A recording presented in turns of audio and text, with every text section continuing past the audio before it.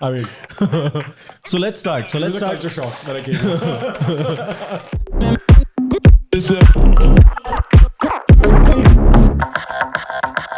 So we want to start with just your present state, like very quickly, quick summary of sort of where you are right now in terms of your work. My name is Karan Puri. Yeah. I'm a senior product manager at TD Bank. I'm part of this group called External Ecosystems and Partnership, and I focus on digital identity products at TD.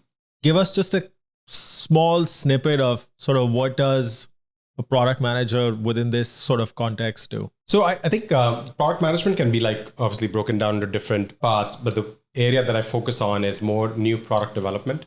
So this area focuses on emerging business models within the financial institutions. Of course, we have traditional business models that have existed for years, but with the disruption with fintech sort of coming into play, what are the areas that a traditional bank can sort of develop products and create new models? So at a very high level, that is the objective of external ecosystem. And within that, you have open banking, a marketplace, digital identity, etc. So and also a group that focuses on partnerships with fintechs. So yeah, we're gonna do a deep dive and expand into some of these topics that you just touched on. So let's start with how we met. Actually, even before the point where we met, let's go a little bit further back. Where you sort of started. Where did you grow up? So tell us a little bit about that. I was born and raised in Bombay until grade 6, grade 7. That's where I spent my time. My father was in a transferable job. So every 5-6 years, he got transferred to a different location. So until grade 6 in Bombay, then went to central part of India, Madhya Pradesh, in a very rural area where we had all the amenities to play sports and good schools. But outside of that ecosystem, we couldn't really do anything. And then came back to Bombay. So most of my life, I think my education was in Bombay. And for my undergrad, I went to Pune to do my engineering. Funny story, actually. Until grade 12, I was very focused on becoming a fighter pilot in Navy. That was what I wanted. That was my aspiration as a kid. And I started I was super overweight until grade 10 and started running long distance to qualify for the physicals for the National Defense Academy. I wrote my entrance. I cleared that. I went into the physical examination, etc. And there was a point where your parents need to consent for you to be able to join the National Defense Academy.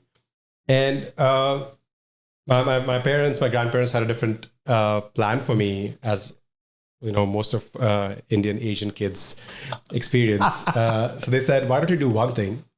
Why don't you become an engineer? Because you already got the grades to sort of go for engineering. Do engineering, complete 4 years, and then join the army as an engineer." And of course, I couldn't really battle that, and I joined engineering. So that was the beginning of my undergrad. I think the first year I struggled, as to why I'm here. Second year, I thought I want to be, so I did electrical engineering. Second year, I was focused on, I would do my master's in the US in chip designing.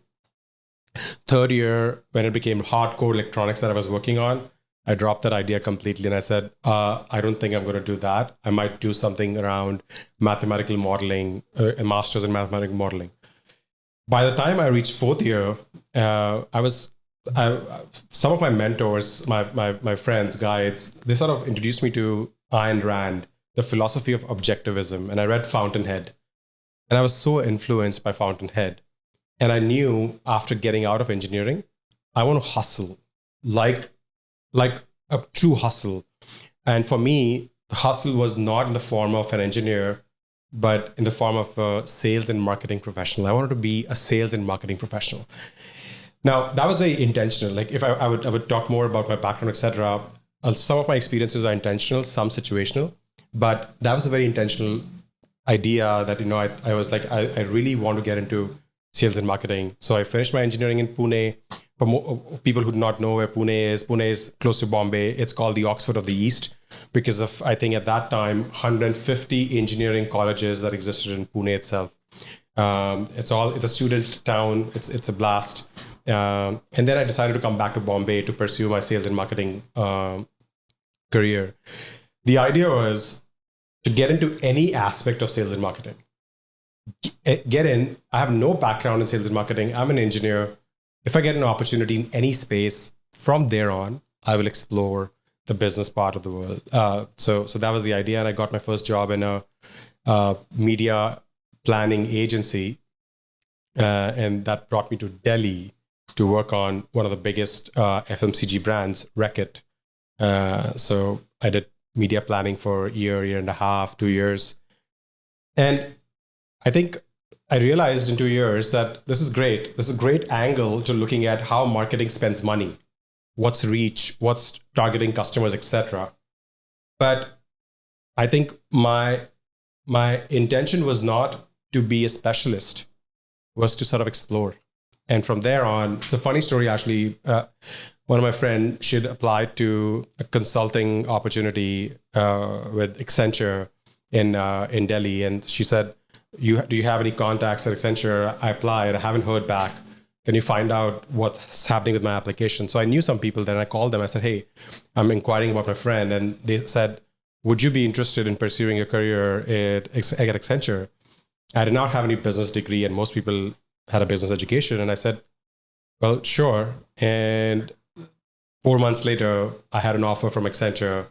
And that's when I sort of moved from an advertising agency or a planning agency to consulting. So again, next 2.5 years in consulting, totally different experience. I traveled. So I worked on Unilever portfolio.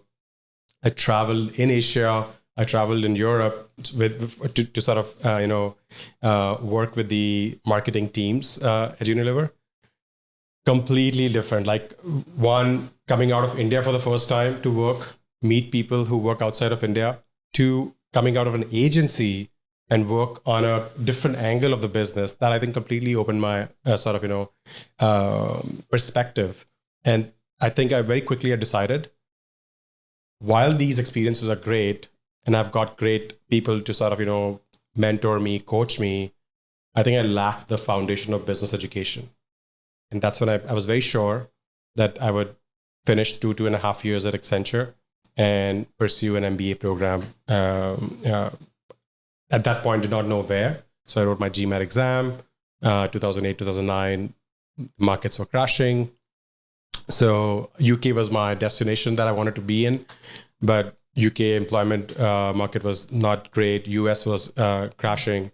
Canada was an amazing spot, and it had one of the top B schools in top 50 in the world. So I was like, I've never thought of Canada, a place to go, but let's apply. And so I applied to like a few B schools, and then depending on my admit and my bursaries, etc., I sort of decided to come to Toronto in 2010.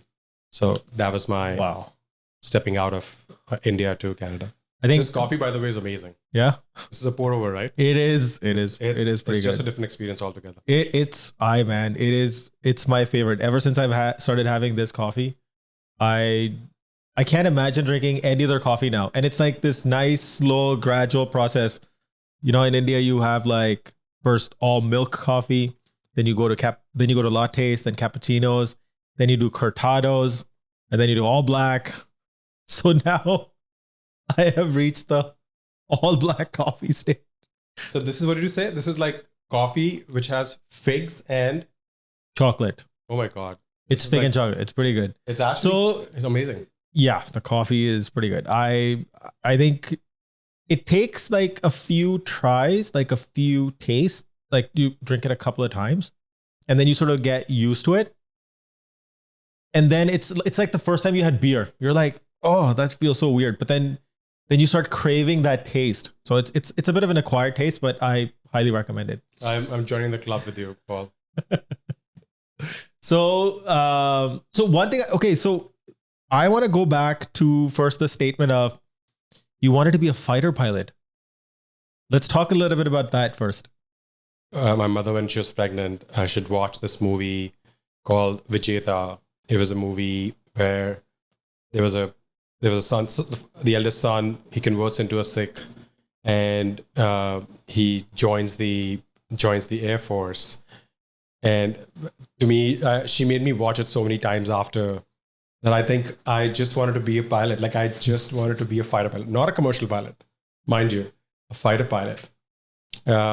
So yeah, it remained with me. And then the you know how in India you experience the power and the stature of a uniform,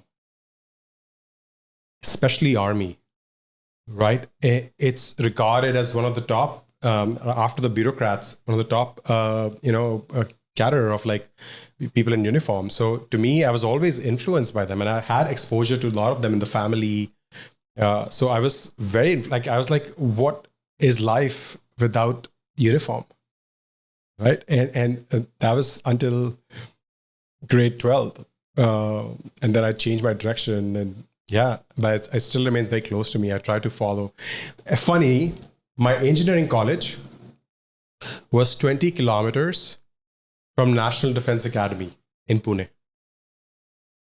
And I used to ride my bike to that place so many times to like feel the whole experience. Yeah. did you ever get a chance to go like in like a proper fighter jet? I could not. I did not. I had a chance to apply for the Army engineering department in the Army after my engineering. And few of my actually colleagues from engineering went into that program. It didn't really excite me. But what happened was when I came to Bombay, back to Bombay, I sort of wanted to explore like the whole experience of flying. So I did go to Bombay Flying School to, for the first few sessions to sort of pick up flying, but it was not the same. This was more like a pleasure, like gliders, etc. And sometimes I think about it. It's actually very easy to get a personal private license in Canada. So it might cost you like $15,000 or so, I think. I'm not sure. I checked it like 3-4 years ago. I could fly here. I think it was not about flying. It was more about being a fighter pilot. That's a good distinction, that it's not just about like machinery, but it's more about the emotion behind it, the sentiment, the sort of the status that you get from wearing that uniform. Absolutely. And I think I held on to that belief for a long time. Like I think most of my career has been in very structured areas like consulting, as you're aware, banking, in corporate banking, commercial banking. You're always wearing a suit and a tie and everything. I think I held that belief of like being, formally dressed with the white, crisp whites, etc., for a really long time. As you can see, I'm not just wearing a denim shirt. So the suit that we wear today, and it's seen as like a stylish sort of statement, was actually initially intended to be a uniform. Like a decorum. Yeah. Like you maintain that decorum and not go out of that. Yeah. And now it's gone the other way. I think maybe it'll come back to that and say, oh, what do I wear? Like I'm not wearing suits anymore at work. Yeah. Also, I'm in the area which is innovation. So it's very open in terms of culture. But sometimes I think about, it was so easy to wear a suit because 5 white shirts, 6 suits, just pick up one. It's so easy to just get dressed. Yeah. Wearing a suit. Yeah. It's like one less thing to think about. Yeah. Yeah. So wait, so then, okay. So so initially you had your eyes on being a fighter pilot, and then after that, you did get a chance to go in a glider plane and you tried that out. So you don't have a passion for like flying you don't want to go back to like flying even just for the sake of. I sometimes think about it. Yeah. And I think you and I were talking about it yesterday, or maybe today, earlier. I think I really feel that satisfaction of like a solo travel in a sailboat. Right. Yes. I really enjoy the sailboat. Like it is a different experience, but I feel very, very content when I'm sailing. And I told you, I think I want to have my skill set to the point where I can sail alone. Right. For for half a day, a full day. It's I think it's meditation. Yeah. I think like going on a long drive by yourself or flying a fighter jet or long run. or going on a long run, which okay, we should talk about running as well. And then also, either on a boat, you're sort of sailing alone on the sea, on the open sea. I think it's just so meditative. Or even for me, like I like to go on bike rides, long bike rides, or just like long walks. It's so nice and just meditative. It just like shuts everything off and you're not thinking about anything else. And you're just enjoying sort of, I don't know, is this the same case with you when you're going on these long solo sort of trips, be it walking, running, or in a car? Do you notice the environment, or you sort of feel like you went for like a 10-kilometer walk, but when you get home, you're like, I didn't even see anything? Yeah, I think I feel like I've experienced that when I do long distance running, or when I'm like, as I mentioned, sail or drive, or actually reading a book that I'm completely immersed in. I think if I were to define what is genuine, I think that is genuine because you truly enjoy that so very much that if the physicality was not a limitation, you would just keep going on. Right. Right. Like it could also, like one of the things in the winter that I do sometimes, and maybe I picked it up from you, maybe, it's listening to these podcasts that I like and go for a long walk. I don't know where I am actually. Sometimes I actually forget where I am. I'm just walking. Has to be walking, not sitting. Yeah. Has to be walking. So the thoughts that you sort of, that you get immersed in, I think it's really beautiful. Like if you can hold on, take a step back and do that very regularly. Yeah. That itself is like the best way to rejuvenate yourself. That's so true, man. I totally agree. And I think the kind of jobs that we have, the kind of, sometimes it can be really stressful, or sometimes you just need to like just empty your brain and you have to think of some creative ideas, or you have to think of how do I solve that thing. And I think going on those nice meditative walks, I think that's probably the one thing that really helped me through the entire pandemic. Just went on these really nice long walks, sometimes 20 kilometers, sometimes 15. I remember having one with you. Like we did like a 15-kilometer loop. Yeah. It's only when I went to bed that I realized that it was a very long walk.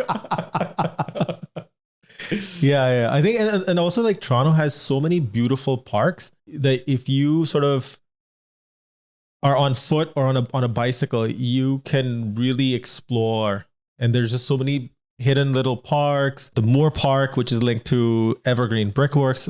We went to Evergreen Brickworks. Yeah. That was. I think I also want to say that people in Toronto, especially in downtown, like I think they're very inspiring. Like you cannot miss a single season in Toronto where you won't see someone actively working out, running, cycling, doing something or the other. And it's very difficult to not do it.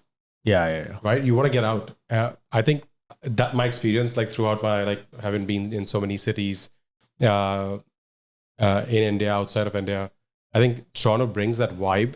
Even going to a tennis court, like on a Sunday, you have to wait for like 40 minutes on a 8-court, like sort of, enclosure to get a chance to play. People are like so active and there's like a lineup that people want to, it's just a different energy. I think nothing can beat that.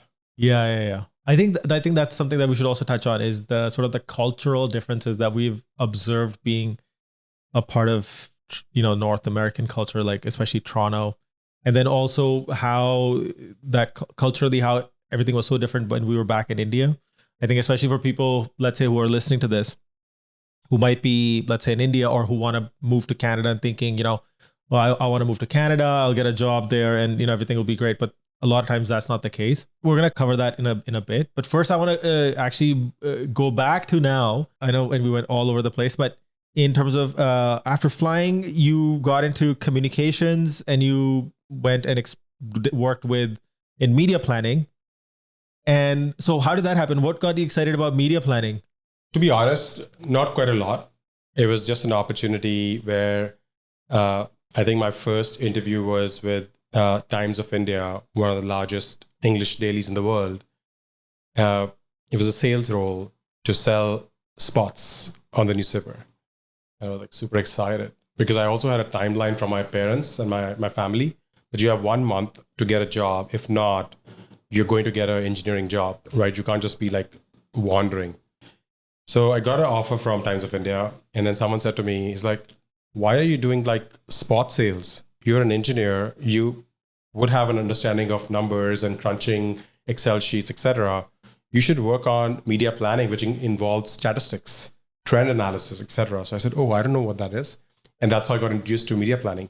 And then I met a few people, and I was very fortunate actually in Bombay. I had my friends who actually introduced me to, sort of influential people who I met with at a coffee shop. And they were like, you're a fit to join this, the agency. And I picked up an associate role. So that's how I got into media planning. But key thing, I think, and that is true throughout my career, is my taking up the job was intentional, but the situation that I faced with in the agency or in the consulting or in the banking, I think that was exceptional because I was in a situation where the agency was struggling to retain people. The key accounts were sort of, at the verge of being lost. And I had a chance to work with like some of the most phenomenal leaders, direct one-on-one. I was an associate, so they knew I could work long hours and they were there to manage. So they wanted someone to help them go through it. The whole concept of how we talk about who's a mentor, who's a coach, who's a sponsor. I think I was very lucky to sort of have sponsors who can play a role of a mentor, who can play a role of a coach, and also put their brand behind your name. I think I was very fortunate to like have worked with those people that they gave me a perspective that I don't think I could ever have that perspective at my level. It was at their level, like what is the right thing to do? And when you know what the right thing to do is, can you express your work in the most genuine way and see the reaction, right? And whatever the outcome and success would be, that's one thing, but what you would learn out of it would be phenomenal. I think that to me is the best part of any job that I would do. So when you were within like media planning, and like you said, you had some very interesting and helpful sort of mentors, coaches, and sponsors, are there any like lessons or specific experiences that you have that you can recall that were sort of pivotal in who you became later on, or that led you to the next thing? Do you recall any such memories or experiences or any interesting conversation that you might have had at that time during that period, which were like, you're like, yeah, that was, or that changed your world view about, because that's probably your first job, right? Yeah, absolutely. I think not going into specifics, but I remember when I was an associate and there was an account, it was a Mother Dairy, it's a cooperative in Delhi, which sort of, has a range of ice creams and chocolates and, milk and dairy products. And we lost people like account director, account planner, we lost all of the people. And that account was obviously, we were about to lose it. And with whatever I learned from media planning in the 3 months, the Asia Pacific CEO who was down in Delhi from Singapore to sort of make sure everything goes smooth, he said to me, like he taught me things, and he said to me, are you confident about this plan that you've put together? I said, yeah. So, okay, now you're going to go with me and present it to the chief marketing officer of Mother Dairy. And I had no client meeting before because no one took me for a client meeting before because I was an associate. He said, do you understand the basics? Do you know why you built this plan? So now let's do and present it. I will not go into the details. You will go into details. I'll present the overview. And I presented that. And this was accepted. There were some changes, which was like acceptable, like back and forth. And then he came out of this meeting and he said, what do you learn from this? And I was like, I didn't know anything. I was just going with the flow. And he said, as long as you put that effort, as long as you understand the concepts, do a genuine job in sort of, presenting your perspective. It could be something else. Client might not like it, but you should be confident that is all it takes for you to make sure that you have made sure there are no errors. You have made sure conceptually it works fine. Perspectives could be different. That's all. You do not see or judge the other person you're presenting to as a chief marketing officer. There is a human on the other side. You are someone with 3 months of experience. She's someone with 20 years of experience. Obviously, it will reflect, but you're doing a good job at your level. So never, ever judge people or assume that someone's at the super senior level that you should be intimidated. You know your job. You're in a position. You've been given a position. So you use that position to make your recommendation. I think that to me changed my perspective about being confident or not. What were the feelings that were initially going through your brain when he asked you to present to the client? I think I told my father that I might have to look for another job, and this might be the end of media planning, because if the Asia Pacific CEO is with me, and if I screw up, I don't think I can get a recommendation in this entire industry. So that was what my feeling was. But at the same time, it was 3 months. I was like, okay, I'd already thought, what could be the next thing in my career that I would try?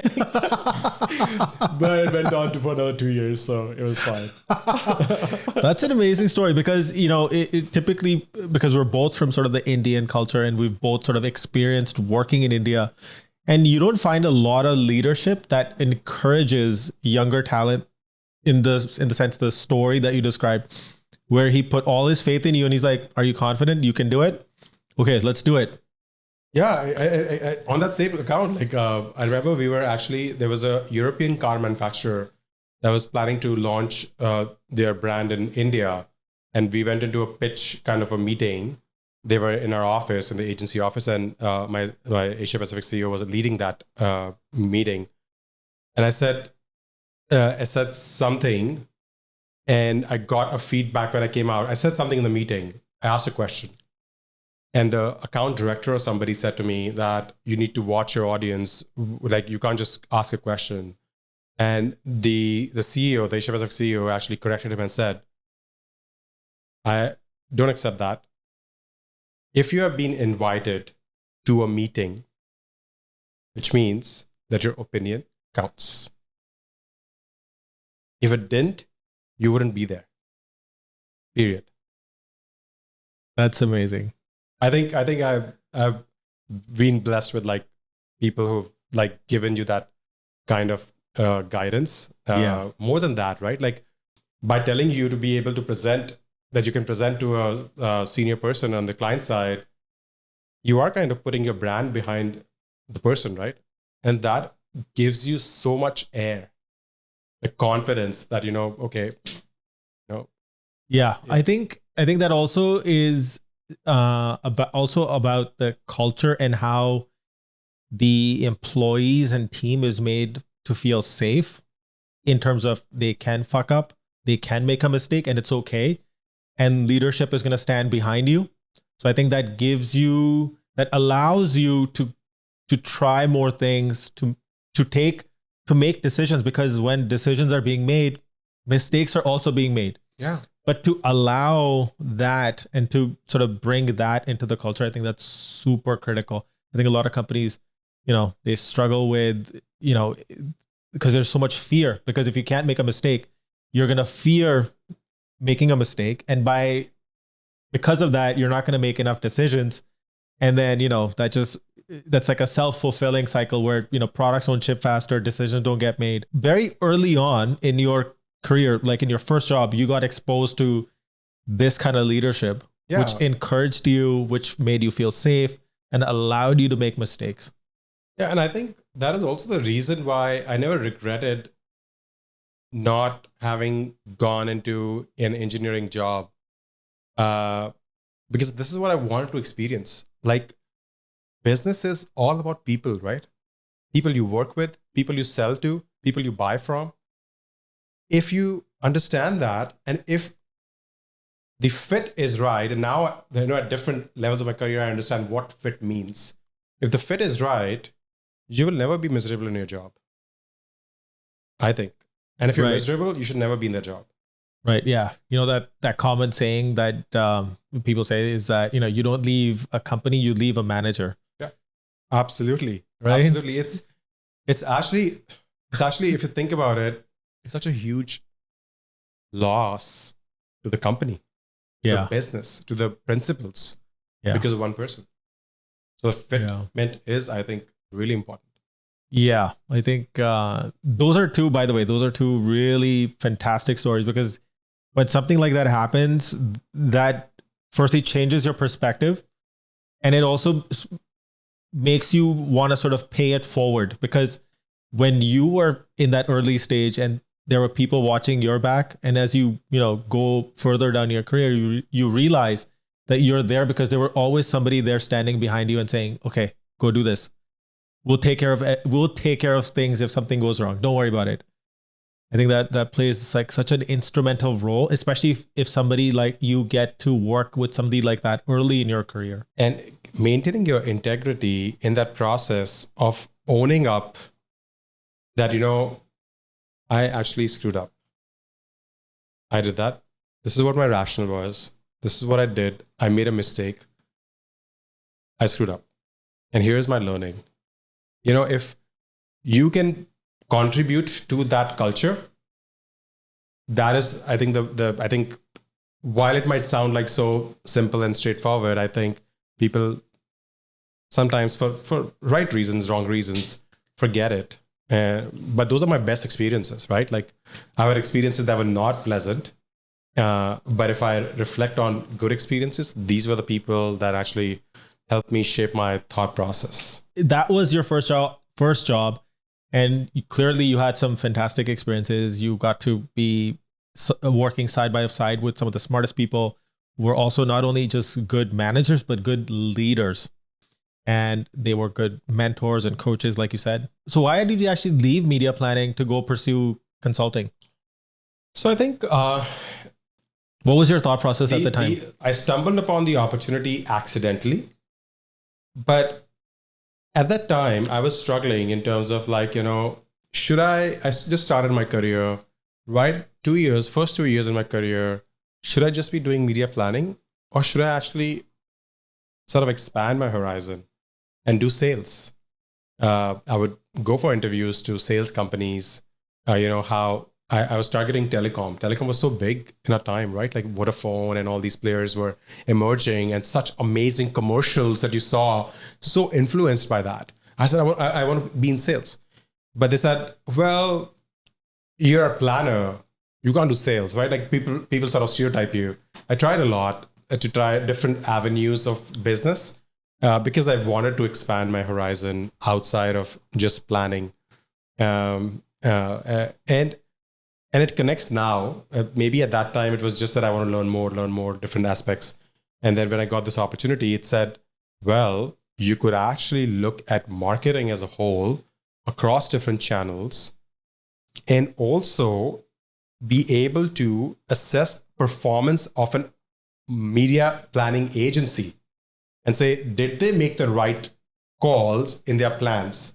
Me being a planner, now I'm judging somebody for making those plans and seeing, if you did this, what did your competitors do? How did you fare against them? You might have hit your plan. You might have been phenomenal. But when you compare it with others, you were actually number 5 in your category. So I think that gave me a solid perspective and saying, oh, wow, this is like amazing. And that got me closer to brand management, which again was something that I was aspiring going into my MBA program. So first you started by making media. First, you actually started by buying by selling media spots. Yeah. From that, you got into media planning. Yeah. And from media planning, because of with the right exposure, with the right leadership and guidance, then you're like, wait, I want to actually take a role that sort of looks at the whole thing, not just the media planning, but how do you measure the KPIs, the results, and how did that fare against the competitors? Yeah. And then so you went from selling the actual spot to having a more macro view of what's happening in sort of that space. Yeah, and that also gave me exposure to things like Nielsen data, for example, right? How is a TVR, which is a sort of a rating for television, just for the audience, is calculated actually? Like, what is the methodology? How is it done? Like, you can't just look at the number and say, this is enough. You need to know beyond what is the methodology. How do you compare? Right? Yeah. So that started getting into like the data piece of it, which is very powerful, right? Yeah. You could have a very skewed data because of the sample size. So how does sample size play a role? All of those nuances this happens when you're assessing a performance of a marketing plan. You go beyond that. You can't just say you didn't do a great job, but you go beyond that, right? And say things like, okay, here are the technical aspects, considerations, we should not get into this, or we should, here's a backstory to that, etc. That gave me that exposure, right? And I want to make that point, and maybe we can touch upon that later as well. The reason now I understand why I wanted to get out of media planning into consulting, and from consulting I just left and did my MBA. I think it's because deep down, I'm a generalist. I'm not a specialist. Specialization sort of suffocates me at different level. I did not know that when I was making those decisions, but when I reflect back, I know it. Because now I've come to that in my career at that stage where I'm close to being a specialist somewhere, right? What would that be? I can't just be a generalist all my life. I have to maybe sort of go in deep down.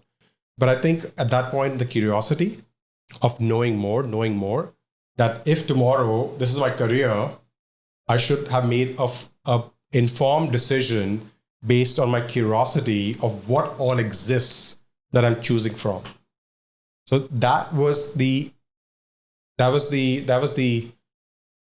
element of my personality, I think, which now, because I've got some education, I can put words to it, etc. But then that was what I was feeling. So that also kind of when I talk about this to my father, his question is, then would you have been successful as a fighter pilot?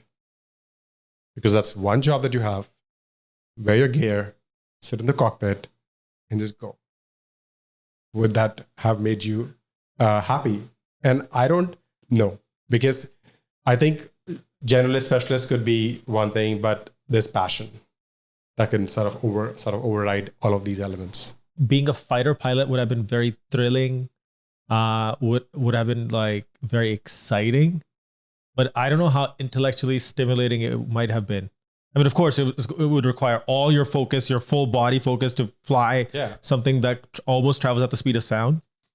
But I think the way you sort of described, I mean, now that you look back and you see the dots connecting and you're like, okay, wait, I actually pursued my curiosity. I was like, wait, how did they do this? I want to learn more about this. I would want to actually, and then you sort of took that path versus having sort of a very linear that, you're sort of pre-decided that, oh, I want to do this exactly. It was more like, oh, this seems really, really interesting. I'm so curious about how they do this. So let me go try it. And from ad spot, now you're sort of looking at examining plans, you're measuring KPIs, you're looking at results, you're looking at Nielsen data. And I remember from those days, they were like, yeah, so we have, these set-top boxes in these number of houses. So we extrapolate the data. And I was like, what is extrapolate the data? They're like, yeah, we just use a sample size of 10 people to judge the country. It was true in some cases. Funny story. I'm working on a lifestyle brand. Yeah. Okay. Yeah. And I am trying to figure out the benchmark of what exists in India today that I can actually see what the customer response is. Yeah. And I pick up Lacoste as a brand. This is 2007. Lacoste in India at that time existed in Delhi and Bombay, and in some other cities, right? And I do a country survey as to what people's perception is about Lacoste. And I saw these smallest towns saying, I love it. It's my favorite brand. Something like that. And I was like, okay, I want to drill down into this area. There's no Lacoste showroom in the next neighboring 5 states. How does this guy know about Lacoste? Right? And then I had to do a deep dive into it and found out that there were these gray market, not original Lacoste that was sold for like $2. And then you're like, okay, I can't look at this data. I mean, I cannot recommend anything on the data. But those were early days when data was. Yeah. You brought up such a good point. Actually, there's 3 things that you brought up which are so. And by the way, is this the time that I was also at Lintas with you? Yeah. This is because I was also in media planning. Yeah. But I was working with Premjit Sodhi. Yeah. Who was the head of media planning? That's where I spent time on the Maruti Suzuki account. Yeah. That's where you used to hang out in the staircase. Yeah. Absolutely. And I think, actually, I remember talking to some of the very really bright minds in planning, came from like top schools. And again, I didn't have any formal education in business or marketing. Yeah. And their passion, when you see their passion about a plan and you're like, oh my God, like this person is like, must be right because he or she's so passionate about it. I was like, okay, I'll maybe try and follow this template. Like, it was amazing. I think amazing talent in advertising. I was just, again, like you, sort of curious about how things work and how the whole business works, the business side of things. Even though my career path has been creative, and even though a lot of people have told me that, Paul, you're not creative, I'm like, okay. Anyway, so I think the points that you made, one was that even back then, there was always emphasis on data. Yeah. And it's like 10 years later, like data became like the trendy thing. Oh, data. It's like, no, we were always looking at data. And then also understanding that data is a representation of the past, not the future. Yeah.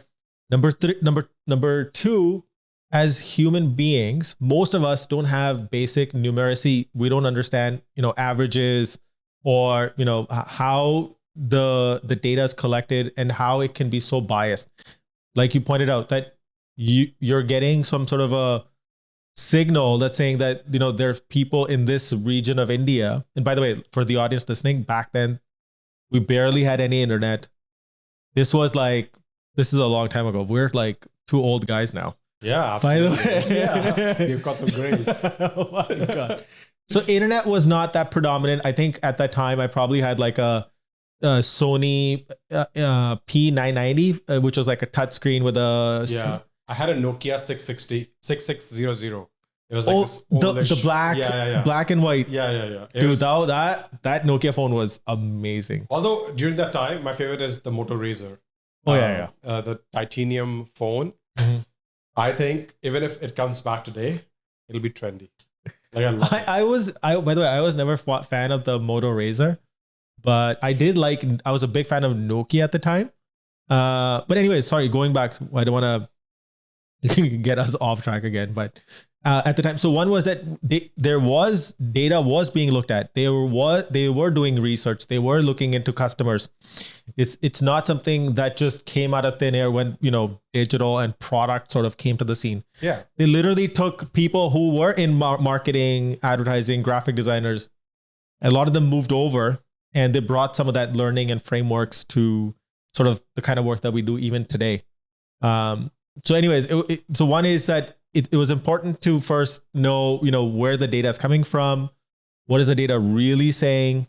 Because like I heard some really fun story on the Tim Ferriss podcast, and they were talking about averages. Let's say there's a restaurant, and in the restaurant there's 30 people, and you do an average, and you're like, okay, the average the average net worth of the people in this room is 10 million. But then 15 minutes later, one person leaves that restaurant and Jeff Bezos comes into the room. Now the average net worth is exactly. Yeah. So I think a lot of people say that we make a lot of data informed decisions and all that stuff. But I think it's really important to understand that data first, obviously, is a representation of the past, not the future. So when you're making creative decisions, you can't really play too much emphasis on the past data. And then two, how you want to portray and express that data is also in the hands of the storyteller, of the person who's interpreting that data. So I think it's, I don't know, I feel I'm just a little bit more passionate about that data piece. Yeah, no, I think some of the large institutions that I have worked for or at, they have enormous data, right? Enormous customer data. And oftentimes you see that, first of all, the institutions do not really know what to do with the data, right? How to look at it. Are you looking at one perspective of the data? Have you covered all the other perspectives of the data? I think it's very difficult too, right? Like it's massive data. If you're looking at transaction data, it's like that's very difficult. So I think you rightly said that your past is good to understand what happened. But when you look at past, you just shouldn't look at past of like 5 years. Look at past of 20 years then. Bake in like recession, bake in like interest rate changes, bake in everything that has hurt or boosted the market sentiment, right? And then you see what happened to your deposits or what happened to your shopping and buying power, right? That is very important from a historical perspective. And then, but in the age of disruption, you don't have a lot of history to tell you what the future is going to be. It's important to know the history, not miss it out. But the future, you require more than just the data interpretation. You need to understand where the pulse is at from a customer perspective. Like, sometimes being in the new product development, customers, the traditional way of looking at product is like, hey, can you do a customer survey and say, do the customers really need this service? Well, if you did that, I don't know how many products would come in with disruption because customers don't really know what is out there for them to make an opinion. You got to test it out, right? You got to present it to them and see if they use it. A mobile wallet is a fine example. Like, I don't know what the use case was when it actually first time came in and what was the acceptance, but it solves a clear problem, right? And so your customer will tell you if they like it or not, and you can obviously improve on it or you can shut it down.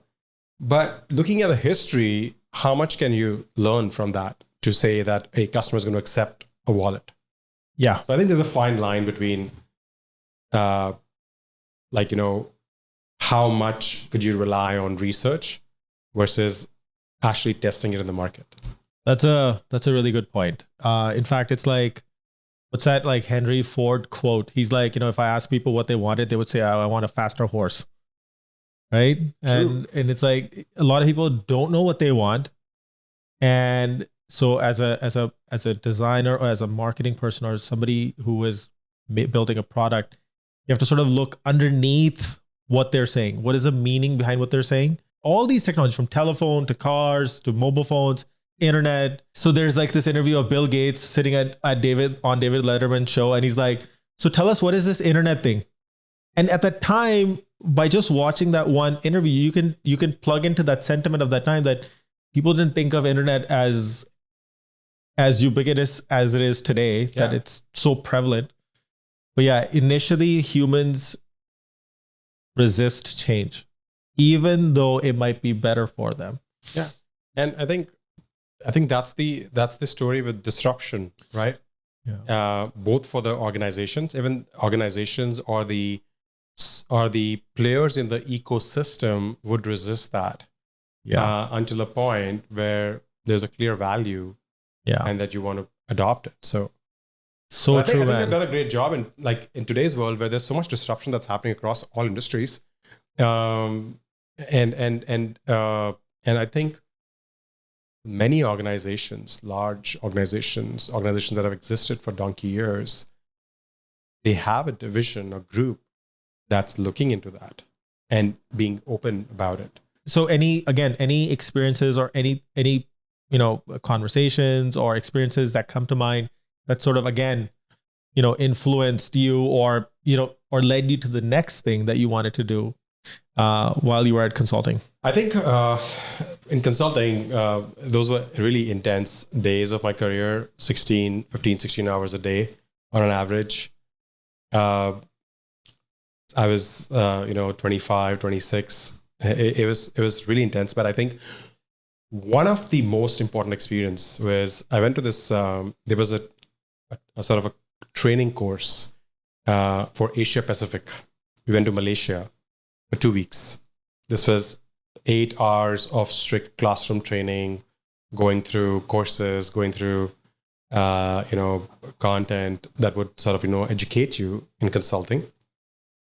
And you had people from Australia, India, Korea, China, all of those regions. And one of the smartest people that I met. And this was the first time I was amongst non-Indians in the business world. And we had presentations, etc. I think it gave me the confidence to be able to exist in a diverse setting. Mind you, I wear a turban, I'm a visible minority. I am kind of conscious because I am a visible minority even in India, in my own country, right? I went to convent school, the only guy wearing a turban. So to me, going abroad and being not just an Indian, one of the Indians, but also amongst Asians, Asia Pacific, it was a big deal. But do you want to dive a little bit deeper into that? That even in India, a Sikh, like for the audience, especially listening, especially for the North American audience, who might not fully have the context, like what it is like to be a Sikh person in India and what that looks like. So yeah, I mean, just an example, as a kid, I went to a convent school and it was a all boys school until grade 5. From grade 1 until grade 5, I was the only turban wearing Sikh, right? So I had nobody who looked like me. Good and bad, because obviously, my visual appearances, how do I get comfortable with that? Good, because I actually never felt that I was different, because no one actually made me feel that way, right? Like, so I think, except when we had these moral science classes where, the Catholics went to the church and the non-Catholics just chilled out, like in a classroom setting. That was the only distinction. And I remember when I was a kid in grade 3, telling my cousin said, who are Christians? I said, Christians are people who go to the church. Because that's what I know, right? That's all I know. Right. But I had a lot of Christian friends, and so I think, that's the context, like, being a visible minority, especially in Bombay, right? There'll be a lot of Sikhs in the state of Punjab, which is predominantly Sikhs. Yeah. But if you're looking at Bombay, Delhi too, because it's close to Punjab, but Bombay being in the west, it's very rare to see people even in the business setting, right? Like, especially turban wearing Sikhs. Yeah, so that's true. So I think I grew up with that, and so when people talk about diversity here, and I feel like while I come from India, it's a country, it's a secular country, and a lot of religions exist. But from a visible minority perspective, I think Sikhs are visible minority in their own country. It's very easy to identify a Sikh. The turban wearing Sikh is still a visible minority, even in Bombay, in India. Yeah. For you, because you grew up in Bombay, and when you transitioned over to Toronto, I guess for you, not a lot changed, correct? Yeah, I think because of that experience I mentioned to you in Malaysia, I got the confidence that actually it was pretty cool. Like, I actually felt great. And I think I remember one specific incident where I think a first time ever, this was my first 6 months in Accenture. I've worked with a lot of people internationally, but in the first 6 months, first time ever, I was having a conversation with a Caucasian person. Okay, I've never spoken, like I've never had an interaction. And the first conversation is about cricket. And they asked me directly about, what do you think of Sachin Tendulkar? And I was like, oh my God, I have to defend this. And then I get into a conversation. It was such a great discussion because I knew the Australian team very well. They knew the Indian team very well. And then I was like, oh, you could actually have common conversations. You could have common points of interaction.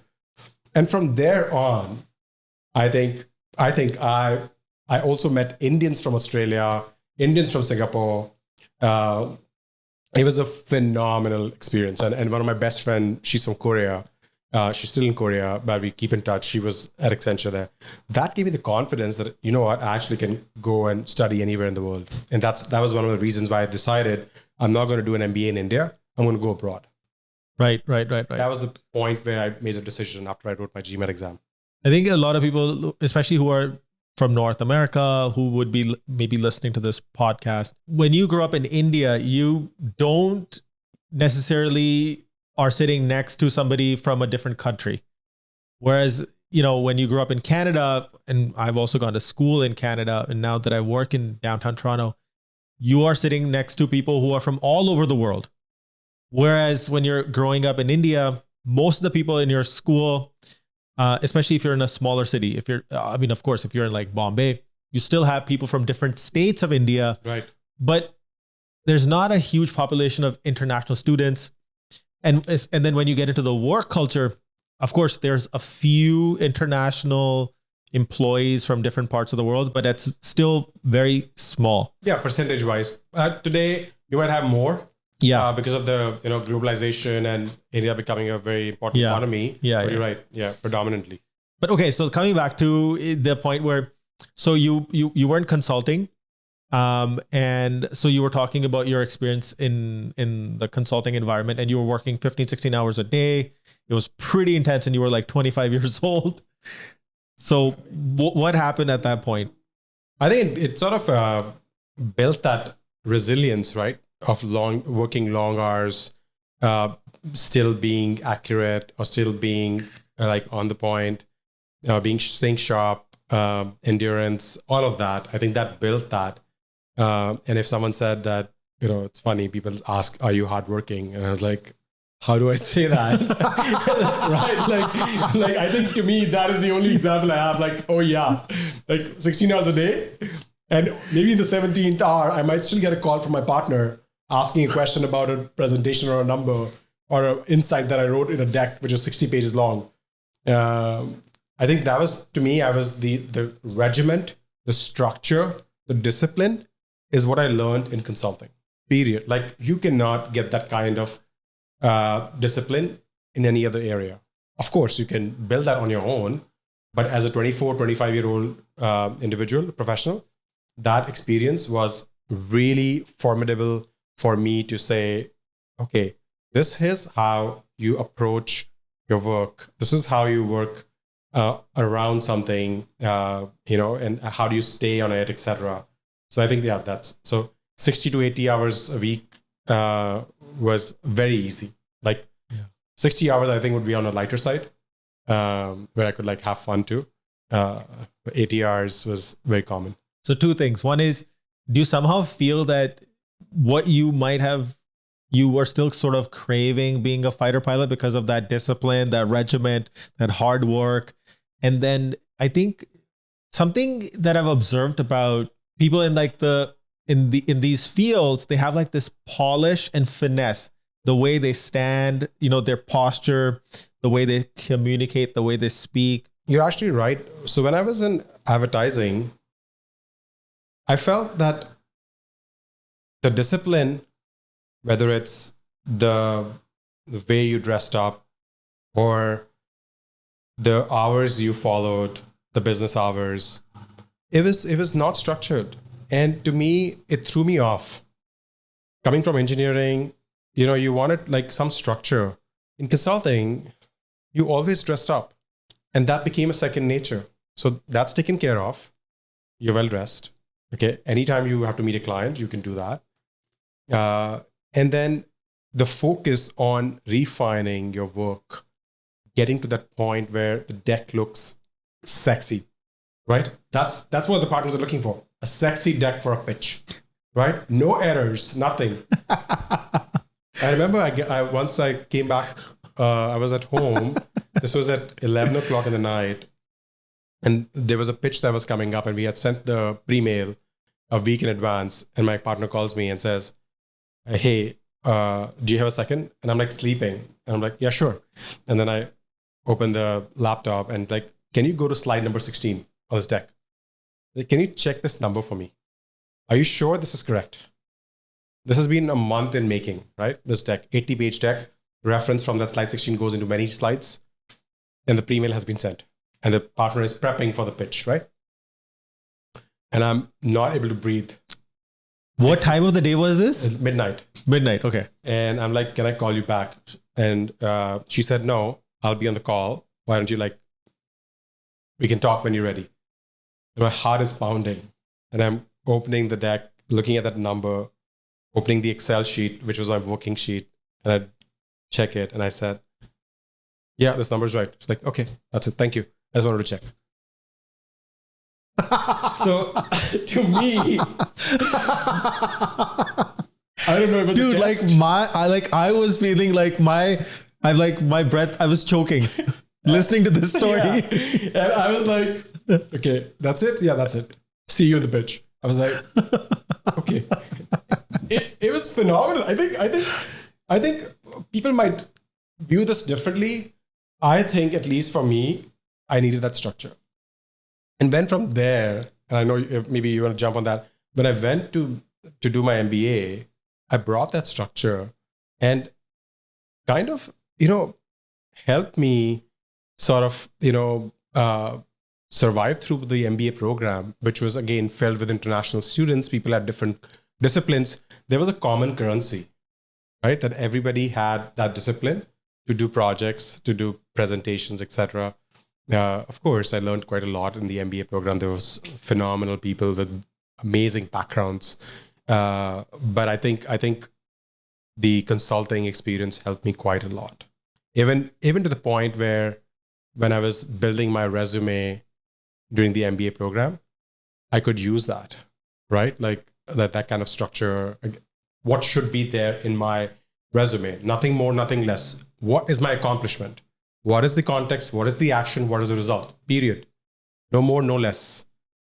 Right? And I think it was brilliant. Another thing that I would say is that because now we're both working in North America, is that it's like the whole like work-life balance. That's such like a North American thing. In India, nobody cares. Yeah, and you're just working all the time. And I mean, if you have like a nice manager or a boss, sure, you might get some leniency, you might be a little bit better. But the amount of work people are doing, there's no sense of entitlement also. That's also like a culturally, I think, a very different thing that I've observed spending like 20 plus years in India versus 10 plus years in Canada, is that sense of entitlement, that work-life balance. And there is like this, no, I have to work hard to get to. There's not like, oh, I deserve this. Maybe like the newer generation that's coming now, they are sort of, they have a much more closer, they're more closer to what a North American kid might be like. But back in our generation, it was just like, work hard. That's it. Yeah. And I think also in the banking, a lot of people sort of, have that notion that it's 9 to 5. A lot of people ask me that, when I'm like mentoring or talking to people, having conversations, coffee chats, like, so how's the work life? Like, you work from 9 to 5? I said, maybe there are areas that require 9 to 5, but I haven't been in those areas because I think it's not about 9 to 5. It could be 8 to 4. It could be 8 to 3. It could be 8 to 8. Depends on what you're doing. Depends on what you're working on. What is your responsibility and how much time it takes you to complete that. If you're very efficient, you might be able to get that job done in like 3 hours, 4 hours, and you can chill. I mean, what I'm trying to say is everybody has a different learning curve. The amount of time it takes for them to perform a job. You don't measure those performance of those jobs from 9 to 5. You measure it on what is your accomplishment in the task that you've been given. If you focus on that, I think you're right. Actually, when I came from here, I was like, okay, I have to work longer. I have to stay at least beyond my manager in the office. He cannot see me leave for home, right? Whatever might be the reason. And I think I've learned that I think it's a common currency across the world. You have a job, you get it done. Doesn't matter. Now, of course, some people are strictlers and some managers want you to be in the office for this time. But I have never had this job. I've been very fortunate that people have been, my managers, my leaders have been very objective from that perspective. 2 things for sure. One is set the vision of the project or the thing that needs to be done and let the team figure out how to do it. Don't need to micromanage them. Focus on, are they giving you results? Great. How they get it done, whether they work 2 hours, 1 hour, or 8 hours. As long as they're hitting the deadline, they're doing great work, which was outlined at the beginning. I don't care. Like I'm the kind of person who's like very hands off when it comes to like guiding and working with teams. It should just be focused on the output and the results. That's it. I think, and just to like maybe add something in there, you want to set the objective, the vision, the objective, and let the person who's been tasked to do that job figure out how to do it, because you're not developing them. Bang on. I right? totally agree. If you tell them how to do it, how will they know how else could it be done? That is so spot on, man. I think, and maybe they have a better way of doing it. Yeah. And you can learn from them. I think one of my key mentor in my current organization clearly makes that distinction of keeping the brief very clear, but how do you achieve that brief is up to you. And you could keep improving that as you see fit, because if you don't do it yourself, you would never develop. I think that's really important. That's a luxury, I think. Yeah. I totally agree with that sort of philosophy and sentiment and sort of that approach to leadership is that you don't micromanage people, and you know, like that saying that teach the person to fish versus, give them the fish. Yeah. And so that's definitely, I totally align with you. I agree with you that the only way they can learn is if they struggle and apply their thinking. They apply critical thinking and try to figure out, okay, how will I solve this? And you let them know that if you're struggling, you can't figure it out, come to me. Yeah. I'll help you. Yeah. But still don't give them the answer. No. Give them the feedback. Yeah. Give them the feedback. Feedback that it's not, and be honest. Yeah. Do not, like, I see a lot of times, especially in the Canadian context, and mind you, like, Canadians are lovely people and they don't want to really sound critical or rude or harsh. What happens in that is like you end up missing giving critical feedback. That critical feedback that can actually make you stop speculating what might have gone wrong in my submission. Right? Instead, you know what went wrong. Right? So you can not stop speculating and focus on that area and then make it better. You know what comes to mind why I'm laughing is because when I was in India and culturally, it's like if I'm working on something, my partner would just come across, if he comes across to my desk and he's like, he sees my screen and he sees me like making something, he'll be like, what the fuck is this? And just by saying that, I know what I'm doing is not on point. And there's no further explanation required. Yeah. Right? Whereas this is when you're running a business, right? When I was and we had that sort of very that radical candor. Yeah. Where we could express and get to the point. Whereas in the sort of the North American context, you have to apply like the sandwich approach where you're like, oh, you're doing an amazing job. And why don't we explore this a little bit more like this? And so you're very gentle with the feedback. And even when I was, let's say, working in Bombay, I remember my boss, Rahul Johri, who was like the national creative director at that time. He would just look at me like, this is shit. And it's like, he just cuts through and just you're not wasting time. Yeah. But there is that trust that it's not about me. that what I'm doing right now, this is not making sense. Yeah. And that also builds resilience in the person who's, accepting the feedback that, okay, yeah, okay, I got to go back and do it. Not being oversensitive or being raised to be very oversensitive about a feedback and gets completely thrashed. Actually, funny, just 2 days ago, my boss, he gave me a feedback. I did this deck. It was a 3-pager, and I wanted to hit it in this 3 pages. And I thought I did a good job, polished and very good. I said, hey, can you read it and give me some feedback? He was leaving for the day, and he's like, I read the deck, looks fine. I don't know, I'm not feeling it. And he said, maybe it's fine, maybe I'm overthinking, but I don't feel it. I know everything's there, but I don't feel it. And he left. I was so embarrassed with that feedback because I knew the content, I know everything. Maybe I was not focused enough to make sure that the key point is being reflected. Mind you, I actually spent an hour on that again just to change one of the 2 key messages. And then when you read that with the context, it became clear. And I told my boss, I was like, I was actually very embarrassed that I got the feedback on a content that I know it. Right? But you could miss it. You could be in a different frame. You could be thinking about something different. You could be not, I think one of your sort of content that you posted and published, you say, it's important to read the audience, right? Maybe I did not read the audience. Maybe he saw somebody else in the audience. I saw somebody else in the audience. That's where the difference was. But that thing that he mentioned, he did not hesitate at 5:30 in the evening saying that, I don't know, it looks great, but it doesn't work for me. Yeah. Yeah. I think there's definitely this muscle. It's like a muscle and a skill that you develop is to, when somebody gives you feedback, how to handle it and to detach it from yourself.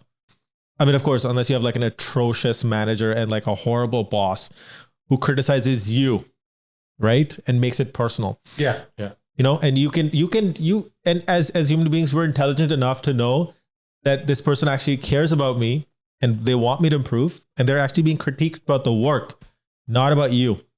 And I think that's a big skill that is so crucial across the board, whether you're working in a bank or you're working in an agency or you're working in consulting.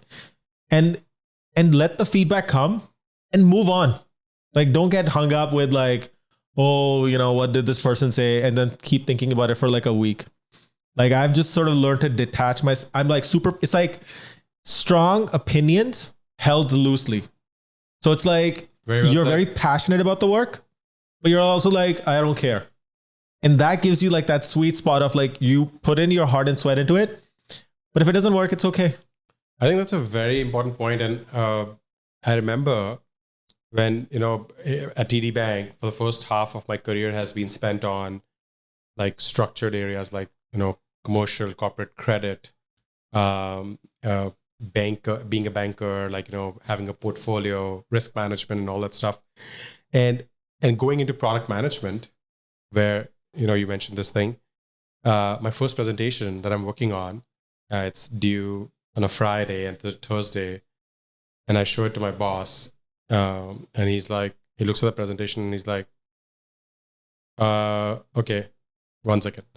He goes in, he calls the VP that we are supposed to present, comes back, he's like, we're not prepared for the meeting tomorrow.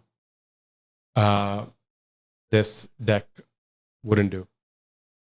I was so heartbroken because I came from a culture where I had a book, I had clients who respected me.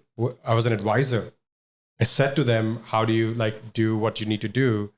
I had a portfolio. I had somebody who had, admin assistant who did all the work, and I had a team, right? I was so heartbroken. And so basically the presentation got canceled because I did not do a great job and it was not ready. Saturday, Sunday, I sat at a Starbucks and redid it. Sunday night, I sent it.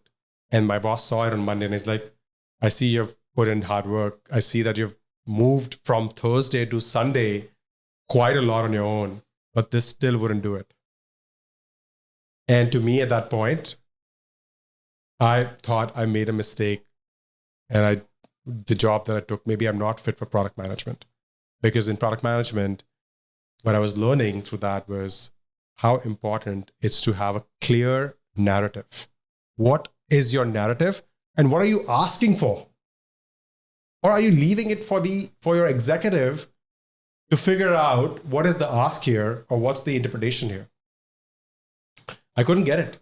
I had to do it so many times. It was one of the toughest part of my career, getting into product management and not being able to perform at the level that I performed in consulting, as a banker. And I had a manager who was very tough. It was very tough on me. He was a sort of a stickler in terms of how the decks need to look like. And I think I at the end, I learned quite a lot. Like, people might say that, hey, get rid of the decks. Okay, fine. There's an argument. How much do you want to spend time? Forget the decks. Do you know how to tell your story? It could be a scribble on your sort of a page, but do you know how to say it? You will only know it when you've gone through the grind of coming to a point where you're clearly saying, I don't have 20 things to say in one slide. I just have 2 things that I want you to take away, because this is my message and here's my ask. I think that was fantastic. 18 months, I think I was very miserable. For the first 18 months. So hold on. So for the audience listening, so after being on this incredible journey and you were pursuing your curiosity, and you went from media planning, advertising, consulting, and you MBA. Also at some point, were very curious about being a fighter jet pilot. And I think there is this craving from your side where you like the discipline, you like sort of a routine, a regiment, and you like the idea of structure and working within those parameters with other smart and intelligent people. And you got exposed to some very good leaders and managers and mentors in your career. So now you took all of that experience that you had in India and you moved to Canada, you got into an MBA program, and you were exposed to very different people from different countries, different backgrounds, cultural backgrounds, religious backgrounds. And there was a diversity of thought. And from there, you got into the bank. That was your first job? Yeah. I mean, I never thought I'd be in a bank, to be honest. Not at all. At least for most of my MBA program, I was not even targeting banks. I wanted to get into brand management because that was the rhythm I was coming with. But then I also realized that the Canadian market is a little different, where a lot of brand management at the strategy level, which I was very interested in, happened in the US, right? And so there was a different skill set required, and maybe it was not a fit for me. I tried. I interviewed with major companies into their final rounds. I couldn't make it into that. And I then rethought about it. I was like, what is it I'm trying to do? Am I passionate about brand management, or am I passionate about business? So, and if that's the case, then I should get into banking, which is a bigger industry in Canada, biggest industry in Canada, one of the biggest, and start from learning how a bank makes money. If you understand how the bank makes money, then you sort of have that foundation of that industry. And then you sort of start thinking about, okay, what else do you want to do? Do you want to continue doing this? You want to be a specialist, generalist? You can bring all of that, but put your head down and just understand, what is risk? What is an interest rate? How does it work? How do we make money? How do we assess risk management? All those fundamentals.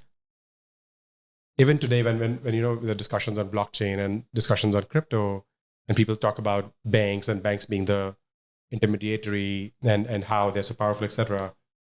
What I'm missing in those narratives is like, do you exhibit a clear understanding of what bank's role is? If you do, then your opinion, perspectives matter. If you don't, then you're missing the point. Such a good point. Right? I totally agree. Yeah. Right? So I think 4.5 years of like banking, core banking, commercial banking that I did in Canada, that taught me quite a lot. But also at the point where I said, okay, coming back to, that's when I actually articulated why I never stuck to one stream of business, is because I don't want to be a specialist. I don't want to be a banker all my life. I want to be able to do other things like product management and innovation, etc. But the common theme that remained, which I think will remain, is being customer-centric, customer-focused. All my career, like consulting, direct one-to-one, media planning, focus on that. Banking, I have a portfolio of clients. And product management, where you make one change and it impacts millions of customers. Holy shit. Right? So it's been very customer-focused, customer-centric. Yeah. I think I'm starting to understand being the customer centricity element of the business is what appeals to me the most, whether I learn it from a structure and foundation of the business or innovation part of the business. So, wow. Yeah. You know what? Okay. So 3 things. One is the knowing how your client or your employer makes money is one thing that everybody should do. Because once you know how your client makes money, whether you are a creative person working in an agency or you're anybody working in an agency and you're client facing, till the time you don't know how your client makes money or how your employer makes money, firstly, you don't know how to ladder yourself up for a promotion because you don't know what the work you're doing is leading to revenue, right, or the top line, or how it affects bottom line. And then if you're working in an agency, if you don't know how the work that you're doing for them, be it making social media ads or you're doing product design, whatever that thing you're doing, if you don't know how that's connected to the business side of things, you're never going to climb. So I totally agree with that point. Number 1. Number 2, now you've had like a very long, like a decade long career with the bank, and you've had multiple roles. I know that, you talked about, you were sort of in the lending space as well earlier on. Yes. So I want to touch on some of those stories. Let's talk a little bit about sort of where you sort of came in the bank. What kind of experiences did you have? And what did you learn along? So maybe what you do is you divide up the 10 years or however you want to do it. Yeah, sure. Yeah. I think if I were to divide my career at TD Bank, the first half, as I mentioned, is how the bank makes money, how you run a business, how you run a business. In that, initially, in total, I've done like 6 roles at the bank over 10 years. First 3 roles in commercial banking, where I'm underwriting loans and sort of money out, right? Like to the companies, etc. So that was my first 3-4 years. The next 1.5 year was focused on money in, which is deposit, on the personal banking side of the business, where I did product management. So now I know how we make money on when we lend the money, and how we make money on when we have deposit coming in. How does the bank make money? So the first 5 years is, let's divide it. Let's call it run the bank. Right. Once I did that, can you also just like, if it's okay to tell a little bit about like, how does that bank actually make money? Like one example. Yeah. I mean, it's about, there are elements, right? Like it's all about risk and the risk and reward, right? Like in terms of, if you have a strong customer, strong balance sheet, strong history that the model spits out like a rating, which is like you're a solid customer, then obviously the bank sort of, has more confidence, and the probability of default for you to return the money to the bank is low. Your credit risk analysis sort of. Yeah. So your credit worthiness is high versus low. Right. If it's high, obviously the bank sort of, has a different interest rate, different profile, risk profile altogether. And if it's on a higher side, where your risk is high, your credit worthiness is low, but you still fit in the sort of the norm of the bank that, based on every bank's risk appetite, then you're paying a higher interest rate, right? Right. That's primarily when you look at it from an overall business, overall book of the bank. Right. They do that assessment, right? They have the assets that they have lent the money on. Yeah. Right. The money's out. What is the quality of that asset? Right. Because at the end, all of this gets contributed to rating of the bank. Right. How good is your asset quality? Right. What kind of customers? What's the quality of customers? Right. So that's the sort of the high level of like amazing. Yeah, it's pretty good. Yeah, when you understand how treasury of the bank looks at deposit, for example. So you have deposit. You have so much deposit that you have through so many millions of customers. You don't have any. Let's say these deposits are not backed by any interest rates, right? So you're just having the deposit. So it's how do you figure out how much of that deposit is sticky, how much is not? Right. How do you look at that? A lot of statistics go behind it. And then obviously the bank has that money. How does a bank make money on the money that bank has? Right. And yet being liquid, for example, if you have money in your checking account, you can go and get money out anytime you want. But how does a bank make that assessment that what is the probability that Paul's going to withdraw 13 times, 14 times a year from his deposit account, right? So things like those that go in. Yeah, and there's a huge implication in terms of how then banks make determination of how to invest right, and make money on that. So essentially, one of the things that they do is like, okay, if you keep $5,000 in your account, you will get your credit card is free. You'll have no checking account fee. So that's like one way to keep the stickiness. Yeah.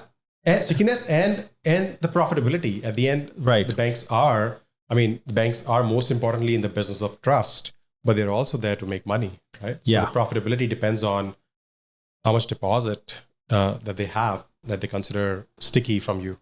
You're absolutely right, though. Like that's one of the motivations for a customer to have at least a minimum balance in the account. I do also know that, the moment you give the bank money, all the money that they have, I think it's like they lend out that money at the multiple of 10 of what is, or something like that. Yeah, it all depends on the risk appetite of each bank. And it also is determined by regulators, determined by the government. A lot of rules, right? Like come into play. How much of it can be invested, how much of it has to be liquid, etc. Right. Very like it's I think the financial services industry in terms of the mechanics has been in existence for a really long time. So that first half, you're sort of learning about how the bank makes money, running the bank, as you said, right? And so now you have learned what happens when a deposit comes in, what's the stickiness of that money that's sitting in the bank. And then also how they lend out that money based on the risk appetite and sort of the regulatory body around it and all that stuff. What happens next? So what's happening in that period when you're sort of in that phase where I think you're also talking about, is lending in part of that same phase? Yeah. So it's commercial lending. So do you want to talk a little bit about, without giving any like specific names or anything, like what kind of lending were you into and what was happening and what were you learning in that period? Yeah, I think it was great because if you think about the Canadian economy, it is made up of mid-sized businesses, right? What you call as a mid-market. You could have a pizza store that has like 20 locations, 25 locations, and you're like the house bank for all those 25 locations. You could have energy company that has like billions of dollars in their deposit as your customer. So you could have a construction company. So you touch upon diverse industries, and through that you understand how each of those industries actually make money, right? And after some time, after you spend some time, when you talk about, let's say, a dental practice. Okay, there's a dental practice acquisition that's happening. Someone tells you it's going on for the multiple of 3 times of EBITDA or top line, etc. It starts ringing to you that makes sense. That doesn't make sense. That's a bit too high. It's a bit too low, right? You start understanding businesses from that perspective. Very powerful when someone consults you and sort of, asks you this question about, oh, I'm buying this business. Like it's 3 times the multiple or 4 times the multiple. And the rationale is because there's so much competition. Fair. And that goes with the real estate as well, right? If you're buying a real estate investment. But the question that you have to answer is, that's fair. It might be the fair market value of what's the market's condition at this point. But you're buying this as a business, which means you expect this to be profitable, which means you expect cash flow. Do you think it will cash flow if you spend so much money on this business? Same with the property. You bought this property, which is worth $1 million, and now it's gone to 1.75 in 6 months. Will you make that much rent from that property? It's the same mechanics, right? Like, so you learn so much, you understand so much. I think without even being a specialist, your perspective completely changes. Right. Right? Like at one point, one of my friends was like, he's like, let's do something. Let's do something on our own. Let's open a pizza store. Let's get a franchisee from a known. I was like, okay, fine. Tell me how would your day go? He's like, okay, we'll run the store. We'll hire somebody to run the store. I was like, is that something that you're going to do from day one, or you're going to establish that store a year? Like, okay, yeah, for 6 months. Like, how are you going to manage your job? He's like, we'll go over the weekends. You start thinking about the operational angle of that thing. And I was like, okay, fine. And what's your expectation? What would be your top line? $20,000 a month. Okay. What will be your bottom line? 15,000. I was like, no pizza store has ever made 75% margin. COGS is going to be 5,000. Yeah. So then, if you think about the 20,000 as your expectation, yeah, you end up taking $4,000 home. How much are you making right now? You're making more than that after having gone through all that. He's like, no, but we'll open the second store. So it's possible. Yeah. Quite possible. But you have to be risk averse to the point where it's obviously, people think that the bankers are too risk averse and it's almost detrimental for growth. But I think having that angle is really helpful because you just look at the fundamentals and say, this makes sense or not, period. I think there's another really beautiful point in sort of the underlying thing that you're saying. You're almost like, firstly, walking the person through the journey of what they're about to do.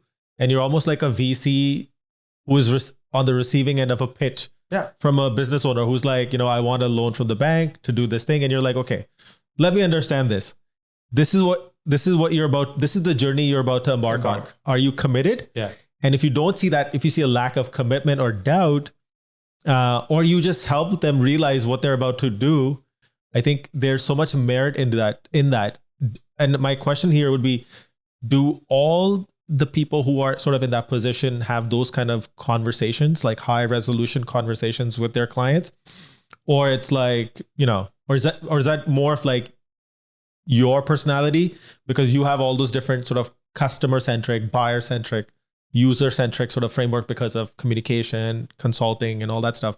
And that's how you approach the job? Or is that how the job is meant to be? I think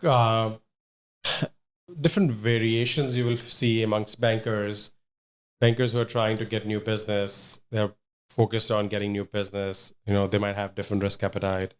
Someone who's reviewing the deal structure, signing off on whether we're okay or not, might have different. So that's the reason why banks have different areas that have to sign off on bringing a new customer because they have different motivations. But overall, someone who's got that experience, consulting background or customer-centric background, you want to help the customer, right? What's your job? Your job is to make sure that you provide the best financial advice to your customer. So in that spirit, you could be pushing the boundaries from the bank's perspective. But if the thing is right, your fundamentals are strong, you should be doing that. What's the most important thing that I always looked at? And I think I was taught by somebody who was senior. It's like, numbers, everything makes sense. Okay, good. What's the customer's skin in the game? If the customer is not willing to put their skin in the game, why is the bank comfortable doing that? Bang on, man. Right? I think that to me is the biggest thing is what is your commitment? Like, are you like the pizza example that I gave, terrible example, you're not even willing to leave your job. So what's the skin in the game? Why am I going to give you money? Right? When you're not committed to like growing that business, why would I do that? And if you are, let's say there's a gap still. Let's say you said, you know what? I don't have a personal net worth. I have a house. I'm willing to pledge it temporarily till the time I build my business. But there's still a gap. I think as a banker, I'm going to try to fill that gap somehow and say, okay, I'll meet you halfway and I'll set milestones so that you get rid of this and you bring your true net worth or bring your true business valuation to that point where both are comfortable. You could do that. You could take that risk. And that depends on the personality, I think. Less about bankers, more about risk appetite of the bank and the banker. Right. But skin in the game is really important. Yeah. Yeah. I think another beautiful thing in what you're saying is that irrespective of it, this being finance and all numbers and analytics and, stats and looking at projections, forecasting, revenue, it's still all about people. Yeah. Reading people, understanding them. What are their pain points? What excites them? Are they committed? What's the skin in the game? And ultimately, the decision is not made by an algorithm, but it's made by heuristics and based on sort of gut. And that gut comes from what?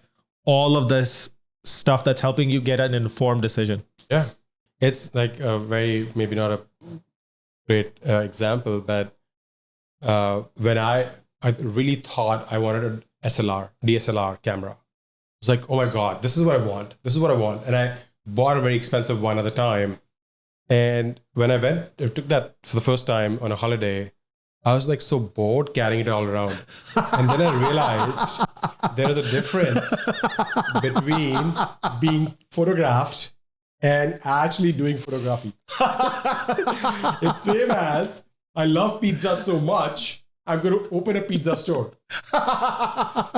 So beautifully articulated, man. That's like hits the nail on the head. So you initially were in the sort of Run the bank and in the lending arm of the bank. Yes. And then what happened after that? Where did you sort of pivot? I wanted to diversify in the bank. I loved the culture there. So I was like, okay, let's explore so many other areas of the bank. So I then went on to from money out to money in, more on the personal side. So covering business and personal, money in, money out, being a banker to being a product manager.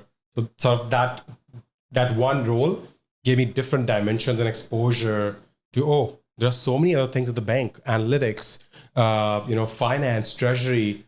I got exposed to so many things as a product manager because you deal with them every day. As a product manager, you run a business. So through that business, you have different stakeholders that you have to A, bring on board, B, partner with, and work with, right? So that was my first foray into product management. And that was my last role in run the bank segment. Right. And with that understanding of how you make money, understanding of how you run a product, I then embarked my journey, which is since the last 3.5-4 years, around innovation. So hold on, just 1 second. Sorry for the audience listening. So we've now come back full circle from where we started this conversation.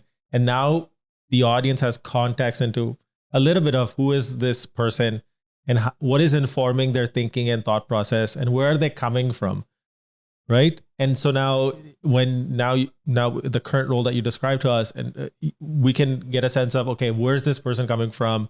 What is their POV sort of on overall how they see the world? And I think that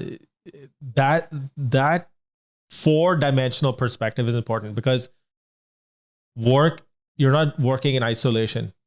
When people say, you have to have a work-life balance, you are still that same person.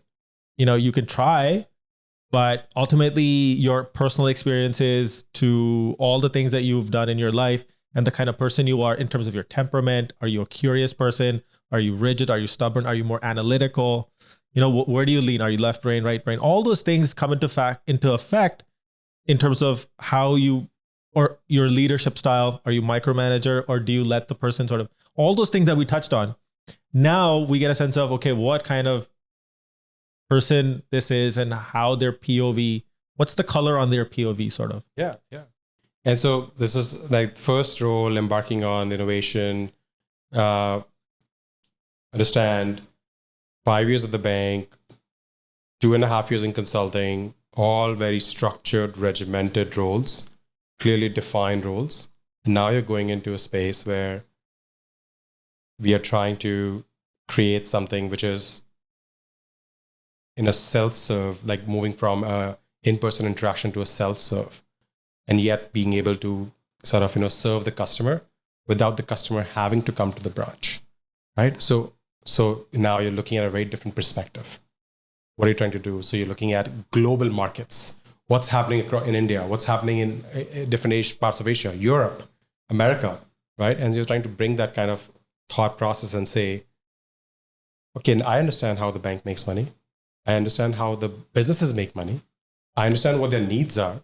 I understand how we manage our portfolios through product management. How do we make money as a business? So then, how do we solve this problem of a simple problem that you and I are having an interaction? So I'm being a banker in a previous life. If I asked you 5 questions and you're a small business, right? How can I understand what your needs are? 5 questions that I need to know from you. That will give me my output of, hey, you need this account, you need this credit card, you need this line of credit, you need this product, period. Can it be so simple? Or do you have to go to the branch, go through a discussion, come back again, think about it?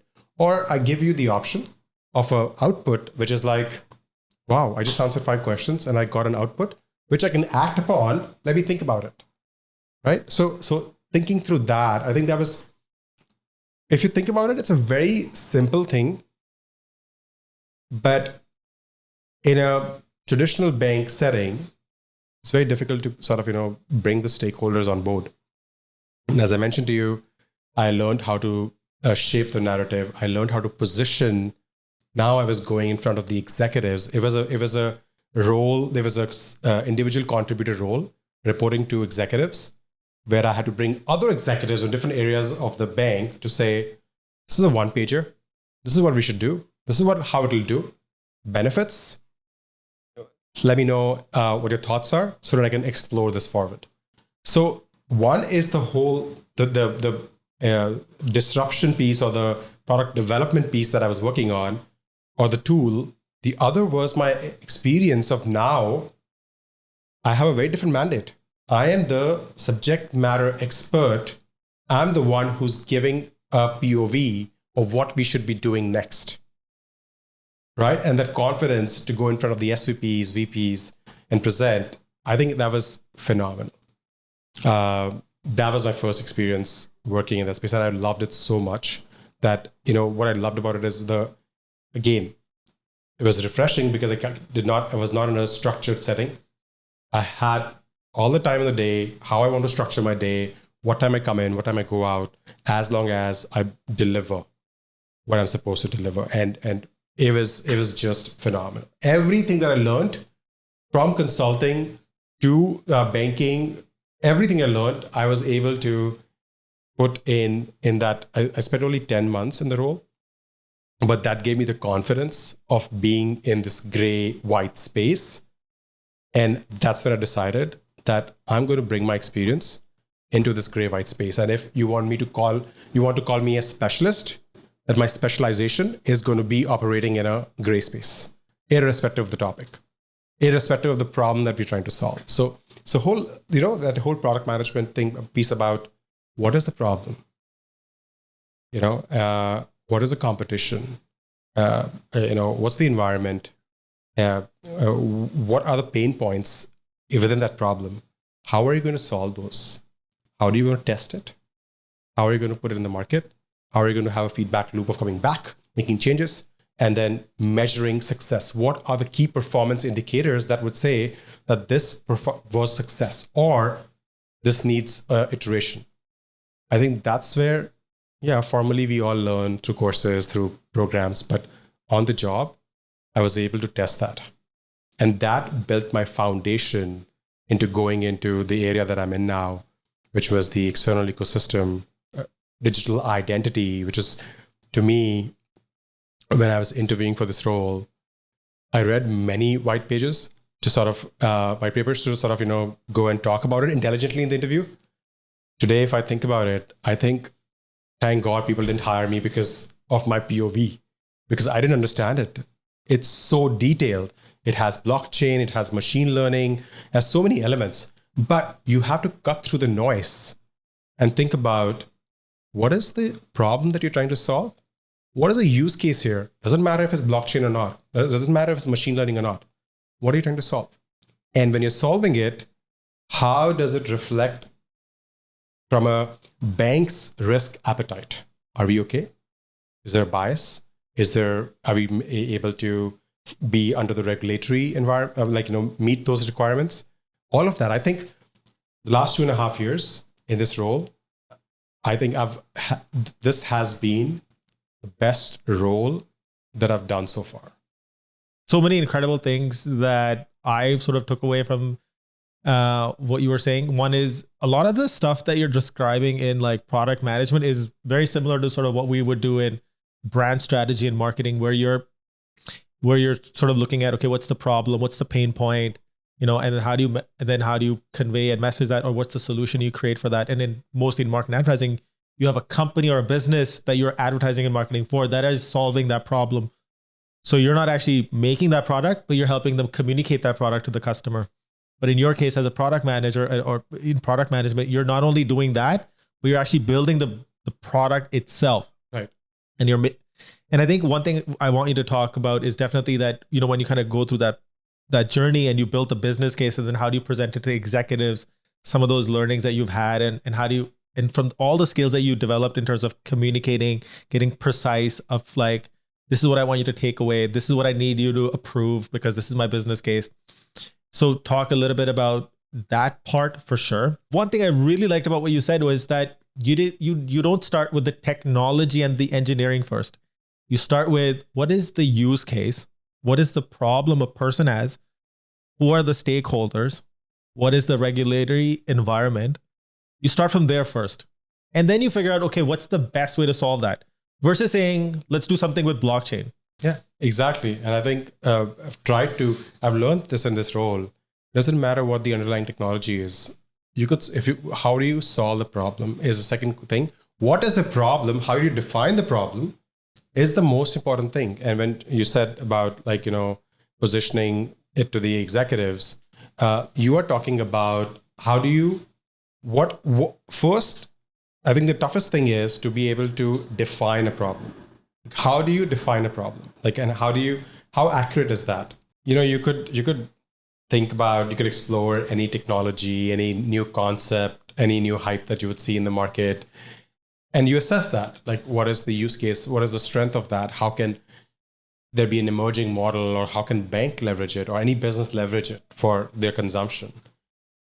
But I think the key thing in terms of how do you get stakeholder or executive buy-in is how you translate that technology or that new thing into a use case that clearly solves a problem that a business is looking to solve for and articulates the benefits. If you just say that this is the coolest thing and we're going to invest in it, we need money because everyone's doing it, I think there's a gap.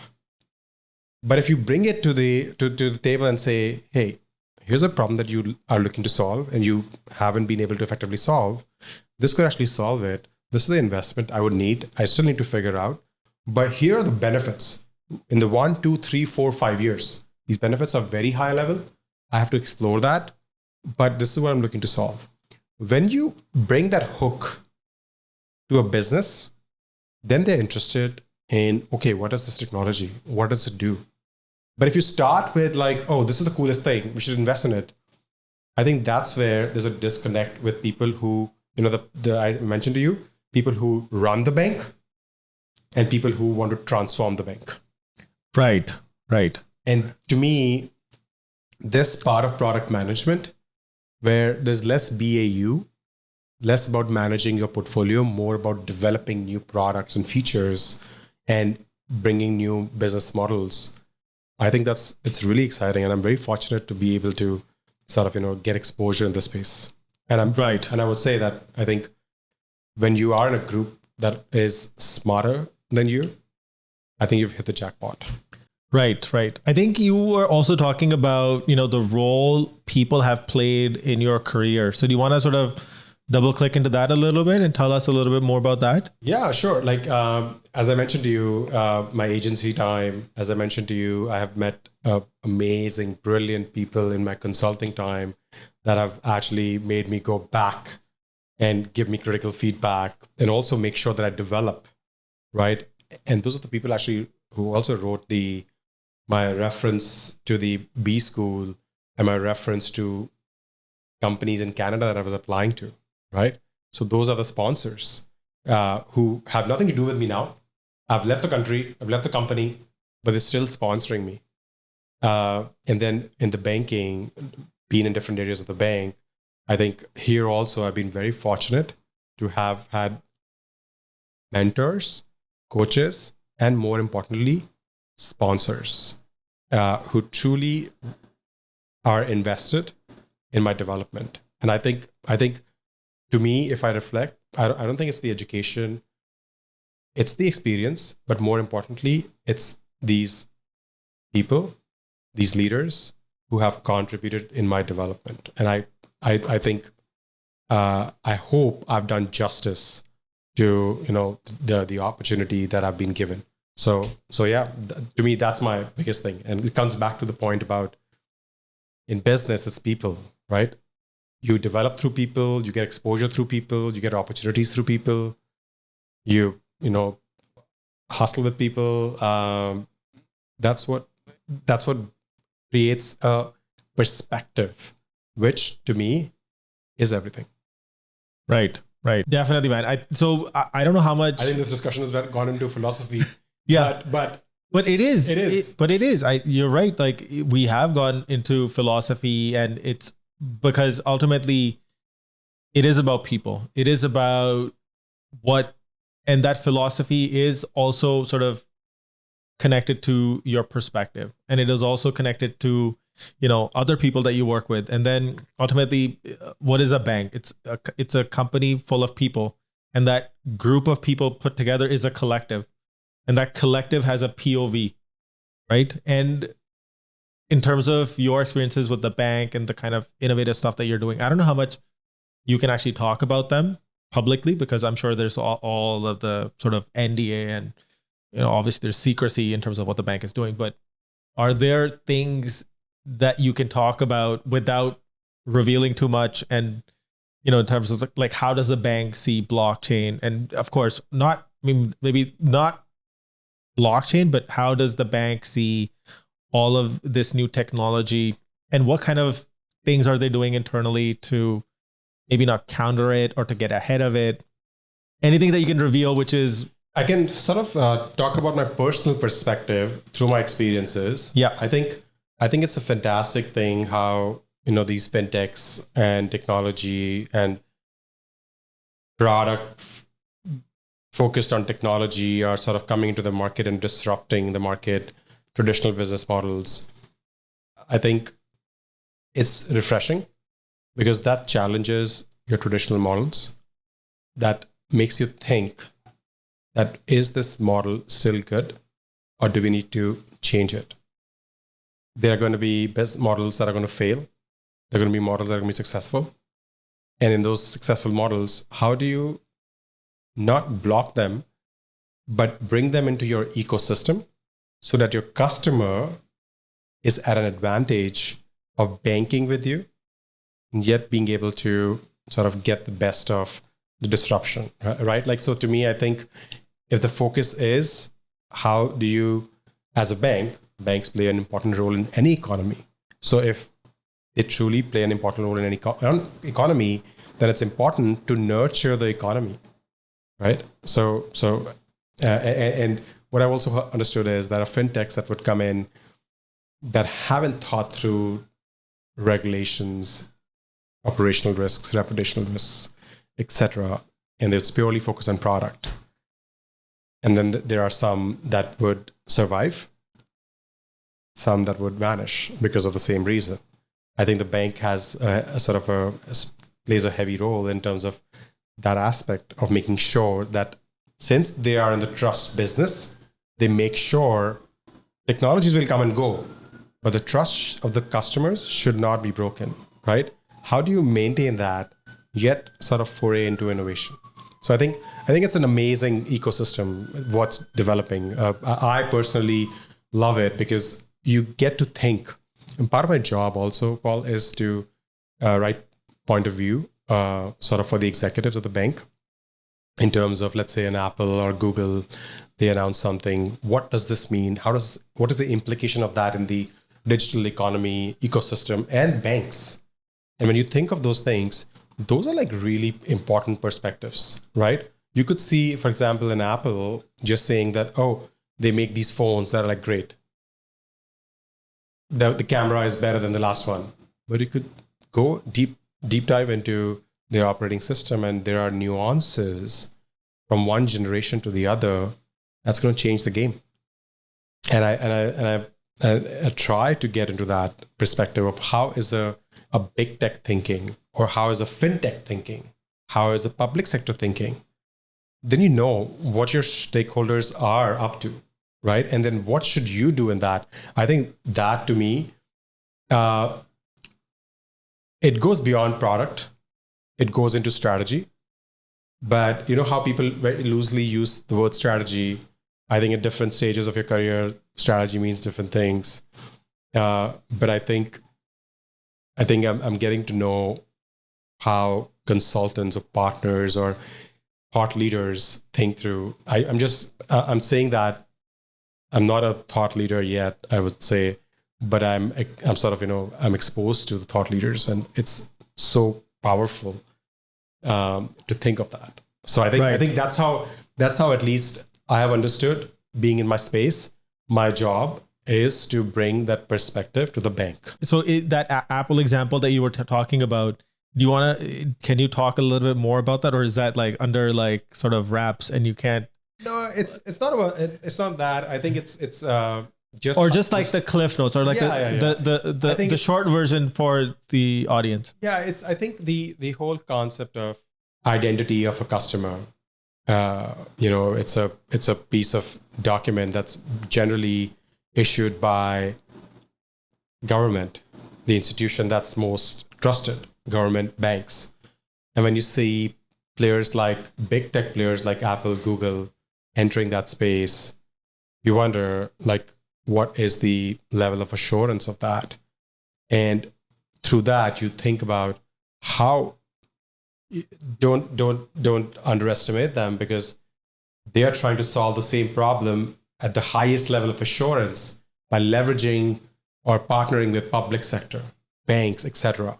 So I think to look at that and to say, oh, wait a minute, are they trying to get into the financial services industry? Or are they actually trying to solve a specific problem for their ecosystem, right? That changes the narrative completely. An Apple Pay plays a different role than a Google Pay. Google Pay, why is Google Pay so successful in India? Because they're solving a problem that's for the masses, right? And versus Apple Pay, it's an ecosystem. They're solving a different problem for their ecosystem. But to have that clarity, I think, at least from my perspective, I feel so informed when I have had thought through this. And I'm not just the one who's thinking through. I get inputs from my executives, the thought leaders in the bank, question me on my point of view. I have to go back and think about it. I was like, oh, I didn't think about this thing. It's phenomenal, I think. So if you were to sort of look at your experience and look at all the things that you've sort of done, and now you are working at a type A bank, and it's one of the top 10 banks in the world, and you are at the forefront in this innovative space of not where the bank is right now and the past success, not the present value, but the future value of the bank, where the bank can go, and what role will it play in terms of the citizen experience, its customers, and what will be more relevant moving forward versus, in the past, for example, it was just a place to store cash. Whereas, slowly over time, banks are seeing the end-to-end journey, of the lifetime value of a customer. So there's some other stuff that I have also sort of been reading just out of curiosity in terms of what banks are trying to do. And I've also recently read that, that our government is also working on a digital identity program where they're trying to get into, you no longer will have to in the future carry your driver's license and all that. It will be maybe some version of an Apple Wallet thing. I don't even know what it's going to look like. Yeah. And what's the underlying technology? Maybe it's going to be blockchain. Maybe it's going to be the conventional rails that have existed for, I don't know what that's going to look like. I'm definitely not a technology expert.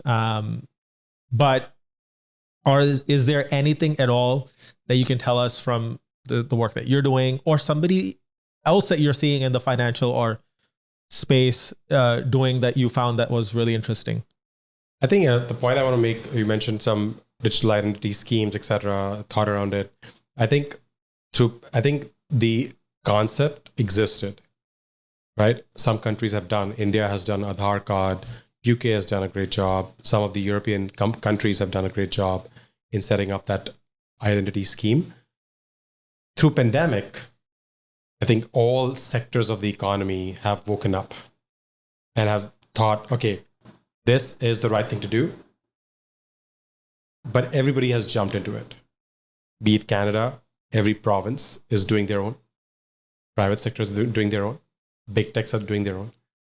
What I mean to say is there's going to be a lot of fragmentation in this whole digital life. Who's doing what? Oh, how do we make sure that one connects to the other? How do we make sure that the customer who's in the center is able to seamlessly transfer credentials from one to the other?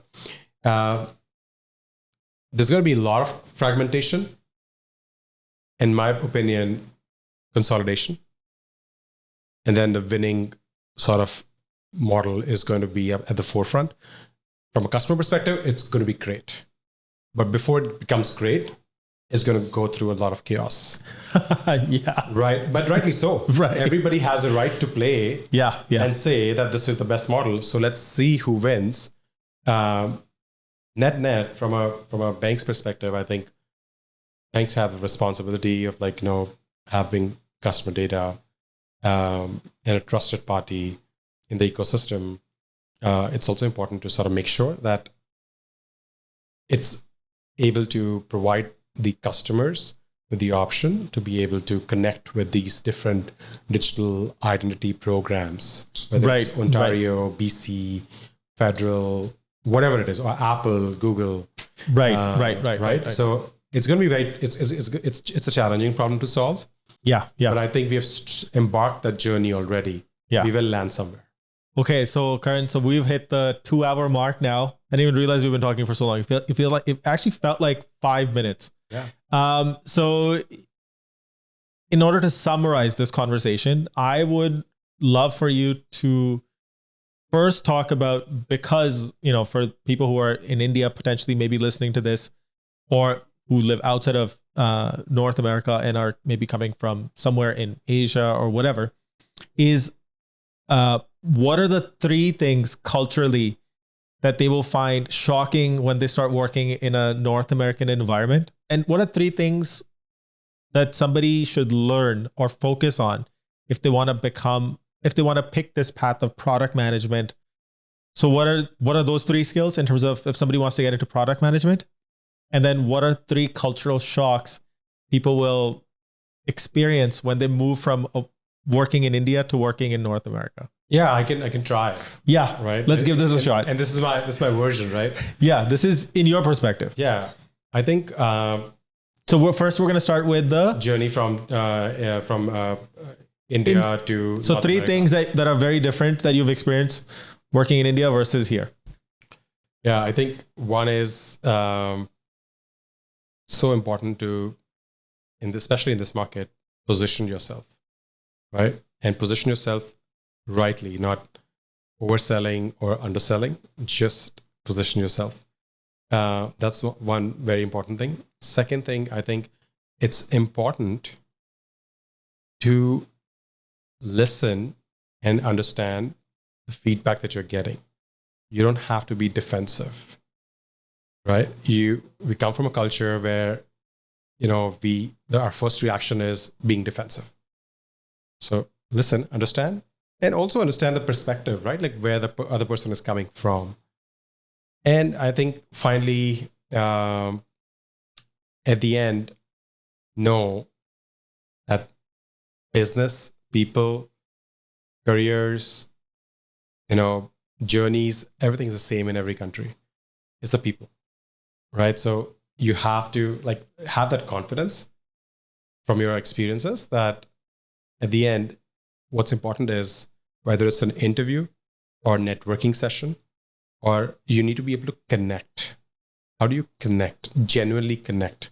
I think when you genuinely connect and showcase your vulnerabilities of what you don't know and what you know, I think that sort of gives the other person the confidence that you're actually honest about what you know, what you don't.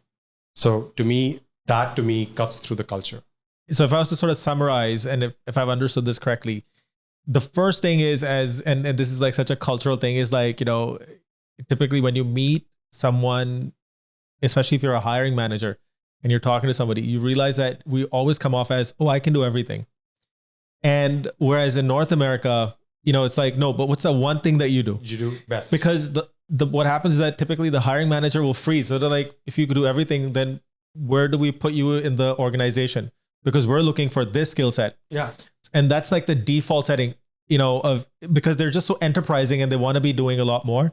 So I think culturally, that's a big difference between coming from India to here, is that when you're applying to a specific role, speak to that role and that skill set, even though you can do a lot of other things, be specific. And once you actually get the job, then expand your horizon and bring all those other perspectives to the. Exactly. So that's one thing that you talked about, the first one. And then the second is focus on the people and the relationships. Build the bridges. And then finally, be open to feedback. And don't make the feedback personal. A lot of people do that. I did that when I was new. I think when I was meeting people, I was like, what do you mean? That's not my strength. I don't have any weaknesses, I think. But yeah. Right? Shit, actually, dude, that's such a good point. What you'll realize is that instead of playing up your weaknesses, be honest and say, actually, I don't know this. I'm not an expert. And that will be actually way more effective than you trying to oversell something that's not there. Yeah. And that's something that I've noticed here, is that people are way more honest. And so if you are honest about, and you're not acting salesy, you're being honest about your intention, like people read that here very quickly. So don't try to oversell. No. Focus on the relationship and get specific, especially when you're trying to get a job. Yeah. Don't go all over the place. Just listen and get the feedback and work on it. And sometimes you don't want the feedback. Sometimes you don't like the feedback. That's fine, right? But at least understand where the person is coming from, because that will help you position yourself later. Yeah. I think that there's another thing that you said earlier, which was brilliant, which was, just like that experience of learning how to communicate with executives, getting very specific on what to put on a slide. This is the point, and this is what I want you to take away from it. That's literally what you're doing in job interviews. Instead of saying everything, 20 things, you're saying, no, this is what I can do. And the reason I can do this really well is because I have experiences in this side, but it's because I can do this really well. So you can bring in those other things that you do, but from the lens of this one thing that you're applying for. Yeah. So let's say if it's in a bank, you're like, because I've worked in design or I've worked in, customer facing roles, I understand people, and I know that this role requires a lot of relationship building, bridge building, talking to executives. So I have that skill. So now you're bringing it from that lens and communicating it in a way which is relevant and contextual to that job. Yeah. So I think the points that you made are brilliant. And so now, before we get into the last three, do you want to add anything to this? Any other thoughts that might be sort of lingering? I think it's important to understand, even before you come to Canada, what is the objective? What are you trying to do, right? Or to North America? There's no point come in and then you're disappointed. Understand, but if you have a clear objective, I think it becomes very easy to settle in to sort of culturally, but also understand that you're coming to a place where the people that you might be interacting, Canada is a diversity pot, right? It's a melting pot. It's amazing. The culture is amazing here, but if you're interacting with people who are from Canada, who've lived in Canada, while you do not forget your roots, forget who you are, you should also take the initiative to understanding their perspective, because you are living in their country. Yes, I totally agree. And if you want to really embrace that country as yours, you need to understand their perspective as you expect them to understand your perspective. Yes, I totally agree. In fact, this reminds me of our childhood when any guests would come over to your house, the way your parents would give you sort of like a pre-guest arrival checklist of how to behave and how to do certain things. And even when we as kids would go to other people's house, so when you're coming from a different country to this country, it's better to acclimatize to this culture, because that's the beauty, And I find that such a missed opportunity for people who, of course, do whatever you want. What makes you happy, do that, right? But I feel in my personal experience, it's a missed opportunity to go to a different place, different country, and not embed yourself in that culture, converse with other people. Because if you're going to travel thousands of miles, come to a different country and just speak to the people that you were always speaking to, then what's the point? Yeah, exactly. I think it's important, right? Yeah. It will really help. Like, that was a really good point. That definitely touched a really soft nerve for me as well. Okay, so now the three skills or temperament, attitude, whatever that you feel somebody who wants to get into product management, especially in a large corporate organization, what are maybe the top three skills that you always go to or think are the most effective, or you feel are missing in people? Yeah, I think at a very high level, there could be many things, and you could be strong in many of those. I can touch upon a few, like a strong business acumen, right? And when I say that, it what I mean to say is understanding how the bank makes money, how a product makes money. That's important. And then also try to go deep into it, right? Like, what are the mechanics associated with it, etc. And then if you understand that, the foundation, the fundamentals, when you're narrating your story about, let's say, a new product, or why your product is making money, or why do you want to can a product, or why do you want to launch a new product, new feature, you're in a very good position to sort of narrate your story. It doesn't have to be all in that story, but what the foundation is. So you have any questions, you can position it. You can answer those questions, right? That gives the executives or the stakeholders confidence that you understand it, you have thought about it. And on that second point, learn how to tell your story, right? Like, everybody has a different style. Don't copy, to me, I mentioned before, I think if I learn something that I really like from somebody, I'm going to copy it. I'm going to replicate it. My style, but I'm going to do that. I think my key education has come from other people where they've done such a great job. I'm like, this is what I'm going to use in my next pitch and see how I can make my own, right? So I think that's very important. Do not, I hear a lot of people saying that, yeah, I understand it. I understand the data. I understand the analysis. I know the recommendation, but they're missing the point that the executive might have 20 other products and 30 minutes for you. They don't have as much depth as you do in that. So make sure you communicate that clearly. Articulate what's the ask, what's the problem, what is the customer gap. Articulate those things and work on that, right? Like, and obviously as you do more, you'll be able to do a good job. And I think finally, especially in the new product development space and the new tech or fintech space, I think it's important to assess the opportunity from an angle of what the use case is versus what this shiny object is, right? It's phenomenal to, like, why not jump on a shiny object, read through it, tear it apart, but then also bring it to the business and say, yeah, this makes sense. Or, you know what? My point of view is, at this point, this does not make sense. Let's watch the space. I think that would help your executives or stakeholders make informed decisions in terms of where the funding, there's limited funding, limited resources. Where should you put what at what time? That helps them, right? Like, so I think that's it. That is the onus of a product manager. That's how I would say. The rest everything, I think it's, again, people, you have your different styles. It's not overly complicated.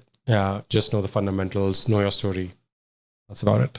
Amazing, man. So I'm going to quickly summarize first. So one is know how the business makes money. 2, get really good at communication.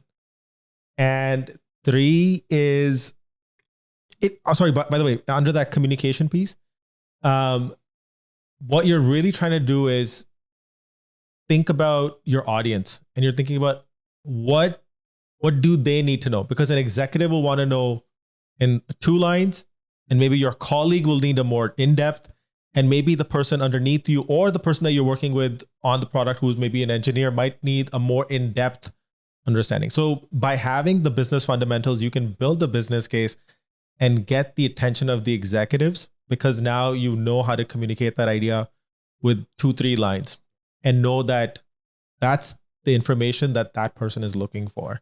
So brilliant, man. I really enjoyed this conversation. I've learned so much, and it was so good to actually do a deep dive into sort of your whole journey and seeing how now, when you look back, how all the dots connect. So before we wrap up, one thing I want to do is, of course, if there's any final words that you want to leave off with, that's one. And then lastly, if people want to connect with you, either if they're looking for a coach or a mentor, or they're potentially just want to have a conversation with you, learn more, where can they reach you? Yeah, I think I'm just going to say my final words, like, my experience was phenomenal. I think through this discussion, there's a few points that I want to reflect myself, because as this is a very candid chat, I wasn't really prepared to like discuss that, but I have some things that I want to reflect on, and that will help me sort of actually in my development, personal or professional. So thank you for that experience. Really You're welcome for the therapy session. All right, folks. So I'm going to put Karan's LinkedIn profile link in the podcast episode description, and you can connect with him. All right, man. This was a lot of fun. Thank you.